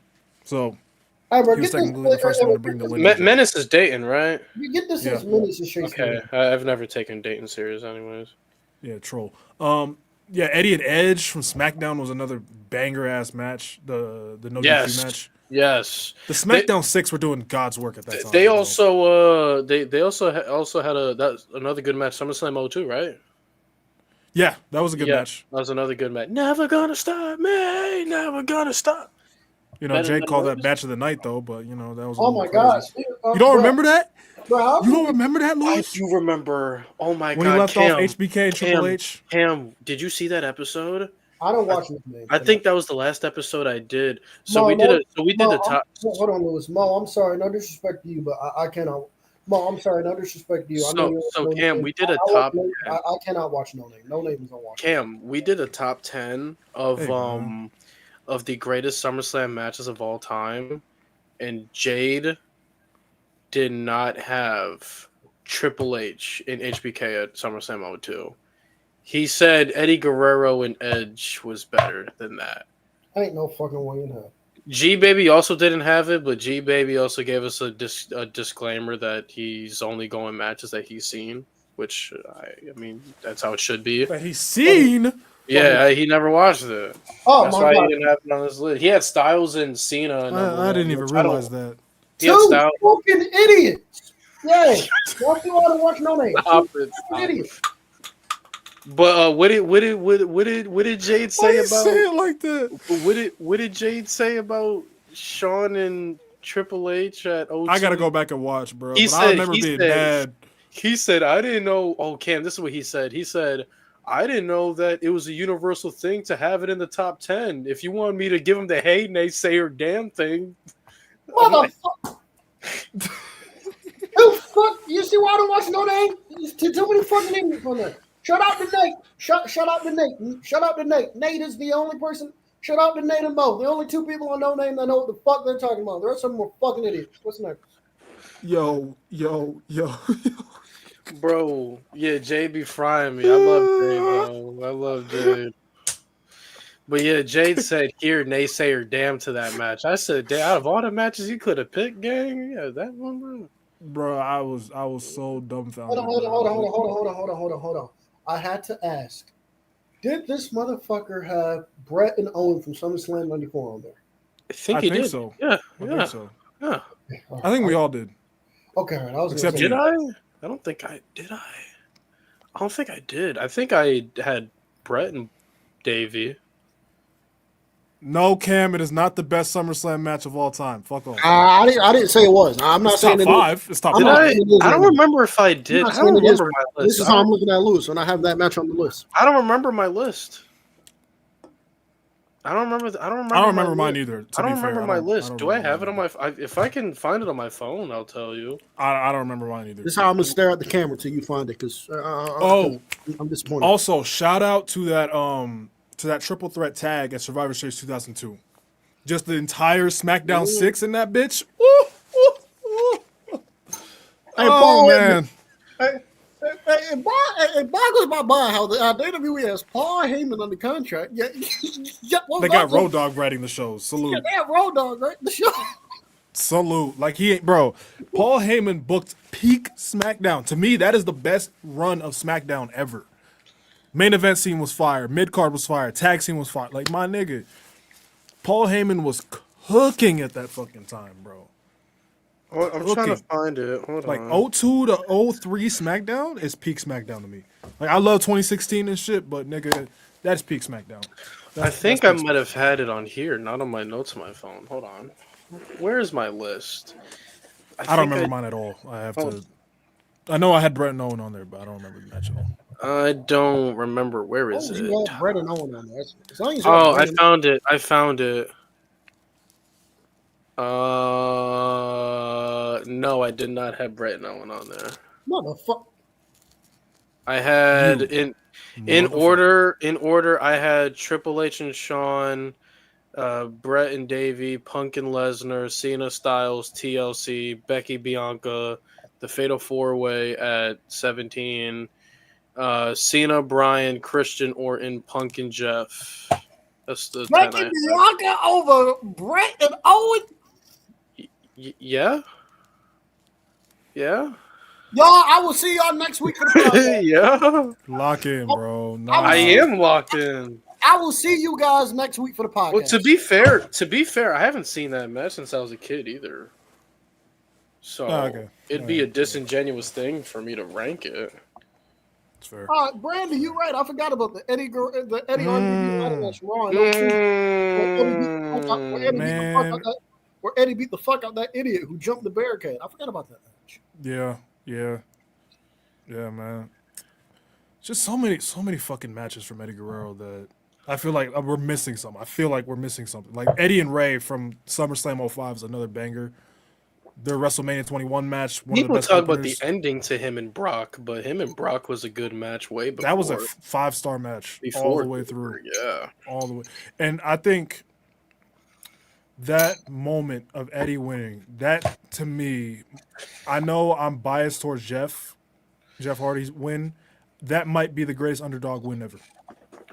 I think I'd give that the nod. Ooh, that's tough. I know there's Danielson. Yeah. I know there's Cody. Even though I wouldn't call that underdog per se. Gargano at Gargano's another great one. I think that gets taxed a little bit though. Just because of who he took it from. Just because of who he took it from. The match itself is perfect. Just in terms of like underdog wins, that story not. It was a 4-on-1. It was a 4. No. I mean like I mean the story, the way the story finished, bro. If it was Ciampa, if it was Ciampa. We can't tax it. The match is a 5-star classic, but if it was Ciampa, it would have been. I'm not doing this because Cam gonna get mad at me. I got Ghetto Glaze in the big 2-5. I'm playing. Whoa. Yo, we should slap the fuck out of you. I ain't gonna lie. Sami Zayn at our Evolution. Then Mick Foley on Raw. I still gotta take Eddie over that. I would have Mick Foley as my number one personally. Yeah. I'm not mad at that. Yeah, you just off the impact of it. I'm not mad at that. You're damn right. You gonna put some respect on Mick Foley too. You gonna put some respect. Bro, listen, bro. It's not even the fact of the impact Foley had. It's the fact that the moment was so good that Tony Schiavone said, "Hey, bro, Foley just won the title. Don't turn the channel though." And everybody turned the fucking channel, and anybody that didn't turn the channel got the finger poke of doom. Oh, speaking of Tony Schiavone, Chris, I wish you were here right now, bro. Tony Schiavone got a pop. Tony Schiavone and Justin Roberts announced Tony Schiavone's commentary was coming down, and Tony got a pop. He got some Tony chants, bro. I was thinking of you, Chris. I was thinking of you. I was in the crowd, bro. I was going, Tony. Cam, some bullshit gonna happen. Like, hey, bro, LA Knight just won the title. Don't turn the channel, though. Everybody gonna be like, whoa. I was like, wait a minute, he did what? Yeah, I would have Eddie as my number 2 though. But that Foley, ooh man, that Foley. That's a great one. That was a great one. I'm not gonna shit on that at all. Foley one though. But Yeah, and then that might be Michael Cole's. That is some of Michael Cole's greatest commentary work. The way he said, "Oh, it's a different type of high." Yeah. For Eddie Guerrero. Oh my god, just man, and the fact that we missed out on so much shit that we could have got due to Eddie passing away so early. Like Eddie and Sean was supposed to be the next Mania match. He was like what, 35? 38. 38. So he had medicine got way better in that time frame. So he would have had could have some time. Another 6. Yeah, another 6. A good 6, yeah. Yeah. Another 6 on like a Shawn Michaels schedule where he's not wrestling every week. Yeah. Another 6 probably, yeah. Could have got so many other classics out of that. Like Jericho came back during that time, those 6-year period we could have been talking about. Granted, we don't trust Sports Illustrated. We don't trust them sources. They don't know how to rank. They don't know ball. Bleacher Report had. I'm not even going. Yeah, no. Get into it. Brett being the GOAT, not even the worst thing on that fucking list. There was so much wrong with that list. Never got a full Eddie and Orton feud. There was a lot of feuds Eddie never sniffed. Like him and Shawn never even crossed paths. Him and Triple H. We had one match. The No Name Podcast is presented by Bleacher Report. Watch your mouth, bitch. Hold on now. I'm still there. I'm playing now. You fucking mutt. No, I'm just playing. Have y'all? All right. Eddie and Shawn never crossed the path. That's unfortunate, but y'all know that was the plan for WrestleMania 22, right? Mm-hmm. Yep. Before Eddie died. Him and Triple H would have been so fire. Yeah. They had one match in 2004. I think it was like a draft night. Eddie and Taker, if I remember, they had a match, right? Yeah. They had, I think they were in a fatal 4-way. Yeah. When JBL was champion. I think it was Eddie, Taker, JBL, and Booker T, if I remember right, at Armageddon 04. If I remember right. So good. I miss. We could have got a heel Eddie run as a world champion. Like imagine heel Eddie versus face Shawn going into WrestleMania 22. I think the plan was for him to beat Batista. Yeah, that was the plan. Yeah, that was the plan. I think the show that he passed away before, I believe he was supposed to win the world title there. Yeah, that was the plan. Yeah, it was planned to beat Batista. Yeah. Also, JBL was escaped because of Heidenreich. Oh my. Speaking of people that Eddie Guerrero, nigga trying to tell me that run was good. Let me tell you, bro. I used to whoop Heidenreich ass on Day Reckoning 2. I used to whoop Heidenreich ass. I used to turn the blood on, and I used to whoop his ass. I would spend an hour whooping his ass. Speaking of people that Eddie Guerrero elevated, how do we forget that Eddie Guerrero elevated? Oh shit! Oh shit! Hey, TNA, y'all did something right. I like that y'all signed Jada Stone. I like Jada Stone. I like that y'all signed. I like Jada Stone. I like that y'all signed. Jericho and Eddie would have fed. Oh my god! Because okay, my vision is this. Oh my bad. Go ahead. Speaking of people that Eddie Guerrero elevated, how did we go this far without mentioning Eddie Guerrero did his damnedest to get JBL over as a man? How did we forget about that? I don't know if we already mentioned it or not, but Eddie Guerrero did his. I mentioned it a little bit. Yeah. Sorry. Eddie Guerrero though did his. Shout out to Eddie. He did his damnedest to get JBL over as a main event heel. And if JBL is to be believed, Eddie Guerrero went to bat for JBL. Yeah. Eddie wanted to give JBL that rub. So shout out to him. One of the sickest. If I remember, the story was they asked Eddie like, okay, so since you want to drop the belt, who do you want to drop it to? And Eddie was like, I think I can make it work with JBL. And they gave him they said, fuck it, run it. Yeah. And then on, you could say it incoherently that Eddie Guerrero is the reason for John Cena too. In some indirect way, yeah. I mean, Cena was going to get there eventually, but yeah. Yeah, some indirect way, yeah, with the parking lot brawl. Yeah, with the parking lot brawl. That too, yeah, that part, yeah.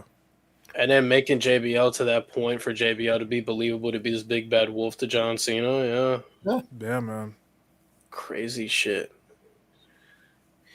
Eddie versus AJ feud would have cooked. Oh my god. I want to Their ask. age gap is so. Oh, I want to ask y'all this: what do y'all think Eddie? Obviously, if Eddie Guerrero was alive today, he would be 58 years old. I don't think Eddie Guerrero would be wrestling. He wouldn't be in the ring right now. No. I don't he'd think be Dominic's manager. Well, I'm gonna ask what Eddie Guerrero would be doing right now. Do y'all think he would? Do y'all think Eddie Guerrero would be in the Performance Center? Do y'all think Eddie Guerrero possibly would have? I know he's 58 years old, but do you possibly think Tony Khan would have brought him in for like a match or for like a match or two on like a Dynamite or something? Like, what do y'all think Eddie would be doing right now? Personally, so with the landscape WWE is at right now, I see two realistic things. One, he manages Dom, and two, he's heavily involved with how WWE handles AAA. Because if Mexico finds out that Eddie Guerrero is one of the head like bookers of AAA, that's going to draw on its own. Right. So if they make Eddie like part of creative over there, then they're just going to draw based off of the Eddie Guerrero affiliation. So those are the two realistic scenarios. So he's either doing work for AAA and he's like an on-screen like general manager for them, or he's managing Dom, or both. Y'all think Eddie would have came out? Y'all think Eddie would have came out of retirement to wrestle Dom? Y'all think he would have done that? Maybe once. Maybe in like a tag match. In like a tag match, him and Ray versus Dom and Finn, I guess. Yeah, Finn or JD, whatever. Yeah, I see. So much shit we missed out on, man. So much. I mean, Ric Flair. Ric Flair's like 30 million. Ric Flair had a last man standing match at 56 years old. It was a damn good match. Triple H. Yeah. Good match, dude. Yeah. You don't know hard times, Daddy. Rest in peace, Dusty too. Yeah, man. It's crazy how much we missed out on with Eddie, but like he still gave us so much in such a short amount of time. He has crazy impact to this day. Yeah, one of the most influential. He's a lot of your favorite wrestlers' favorite wrestler. Without Eddie Guerrero, we don't get Sasha Banks. That's her favorite wrestler. Yeah. We don't get Sasha Banks. Like, a lot of y'all consider Sasha Banks, Mercedes Moné, the GOAT. The one that inspired her was Eddie Guerrero. She incorporated a lot of her moveset to be exactly like Eddie. And look how good she is in the ring. She's arguably the greatest in-ring women's performer we've ever seen. Yeah. And like Eddie's like, when I look at Eddie, I'm like, damn. I feel like if anybody just took even like 10% from his game and put it in their game, they'd just be a way better professional wrestler for it. Yeah. He's just that damn good, man. So Cam, we can go on and on about Cam, it. can you tune into TNA? I'll tune in for Jada Stone because I think Jada Stone is great. What about your new That's world your draw? champion? What about your new world heavyweight champion? I don't think. No, Jada Stone is not my draw. I'm a Jada Stone fan, so I'm happy she got Stone. What about your new reigning and defending TNA world heavyweight champion Frankie Kazarian? He just grabbed the pillow so fast. Are you sleeping on Frankie in Big 25? He's slumped. Cam, we was just saying they needed to make him champion, bro. I'm sleeping on Frankie. I'm sleeping on that world title scene right now. I'm sleeping on TNA right now. Oh wow. Oh yeah, Ryan is not going to be there now that he's the champion. Oof. He'll probably go after Steve Macklin. Steve Macklin having a job that Ryan never thought. I don't think Ryan's going to beat Steve. Steve Macklin better put belt to ass. I do think Mance Warner. Hey, if y'all wanted to put your world title on somebody, y'all could have had Steve Macklin win that shit. Steve Macklin go to Mike Santana. Steve Macklin go to Mike Santana. And Steve Macklin put belt to ass like he's done before. Steve's like, get your ass over here. I agree. I do think Steve Macklin needs another run, a legit run with the world title. Steve Macklin is awesome. Yeah, fuck with Steve. You already know I fuck with Steve Macklin. That's my guy. Hey, man. But I think we covered. We could go on and on about Eddie all night, but we'll wrap it up here. I just want to say thank you, Eddie Guerrero, for every little thing you ever did in the professional wrestling business. Your impact will never be forgotten. The fact that you've been gone 20 years, and people still resonate with you, or the way you resonate with people now so much says everything. Also, one of the greatest theme songs in WWE history, too. I don't think that. Oh, For sure. Multiple. He has multiple of those. Viva la raza! Dude. or can you feel the heat? Latino heat. Latino heat. Coming on that looks so street. Coming on that looks so. I forgot how the song goes. Why do you have another cup? Why do you have another cup? Oh my God, we hate you, Cam. It's the same cup. It's empty. Throw it out. Throw it out. I should frog splash you. Throw it out. Throw it out. You want your mind, this is a perfectly good cup to use for later on. You're reusing a R.I.P. to Eddie. We love you, Eddie Guerrero. Wait a minute. What is wrong with using a plastic cup? You can wash this motherfucker out and you have a cup. What's wrong with it? Bro, so you bring your shorty over, you handle one of those. She gonna be all right? Huh? She's drunk it out of this cup before, so I don't see why not. I almost name dropped her. So she's fine. So she's fine with that. I don't see why not. Oh, Mo. Miss A is fine with that. Oh, Mo, I saw a tweet. Nasty ass. I saw a tweet that made me think of you. It said Muslim. Oh, Mo? No. Here's the tweet. The tweet said Muslim. Here's the tweet. The tweet said Muslim niggas will drink alcohol, fuck bitches, and do drugs. But the moment pork is involved, but the moment they see pork, they all of a sudden remember Allah. I said that's Mo right there. I thought of Mo. I said that's Mo. First of all, I don't get bitches. That's one thing. Second of all, I don't drink alcohol like that. Yeah, I remember what I said in the Discord the other day. I said when we all make it to heaven, next door we gonna hear screaming. It's gonna be Allah whooping Mo's ass. Bro, Jesus Christ gonna be in line like check, back of the line, check. We gonna hear screaming next door. That's gonna be Jesus saying, "Oh, Allah already got to Mo." Mm-hmm. Mo, I saw that tweet and I fell on the fucking floor. It was like Muslim niggas will fuck bitches, drink. It's like Muslim niggas will fuck bitches, drink. I said the same tweet. Drugs. But the moment they see pork, all of a sudden they remember Allah. I said, nigga. Hey, listen, Mo did have a baby. He did have a baby. Listen, well, truth be told, it's not Mo's fault. He had every intention of getting married. Let's just put that out there. Nah, it is Mo's fault because Mo was raw dog. Mo was raw dog. He should have known better than to be doing that. I can't defend him there, but we have lost the plot. That's episode 104. Bro, when Mo makes it to them gates, bro, he gonna be like, where I signed to get in. Allah gonna hand him some boxing gloves. Say, come on, right here, come on. Yeah, we're going to hell. Oh my God, bro. Yeah, we're going to hell. Episode 104 of the Rated Dead Podcast. Y'all be safe. Y'all be good. And on behalf of Khris, bring back bullion. And with all love to Eddie Guerrero, viva la raza. Bang. Oh yeah, y'all said Tracy Cortez is for y'all. Hey, go ahead.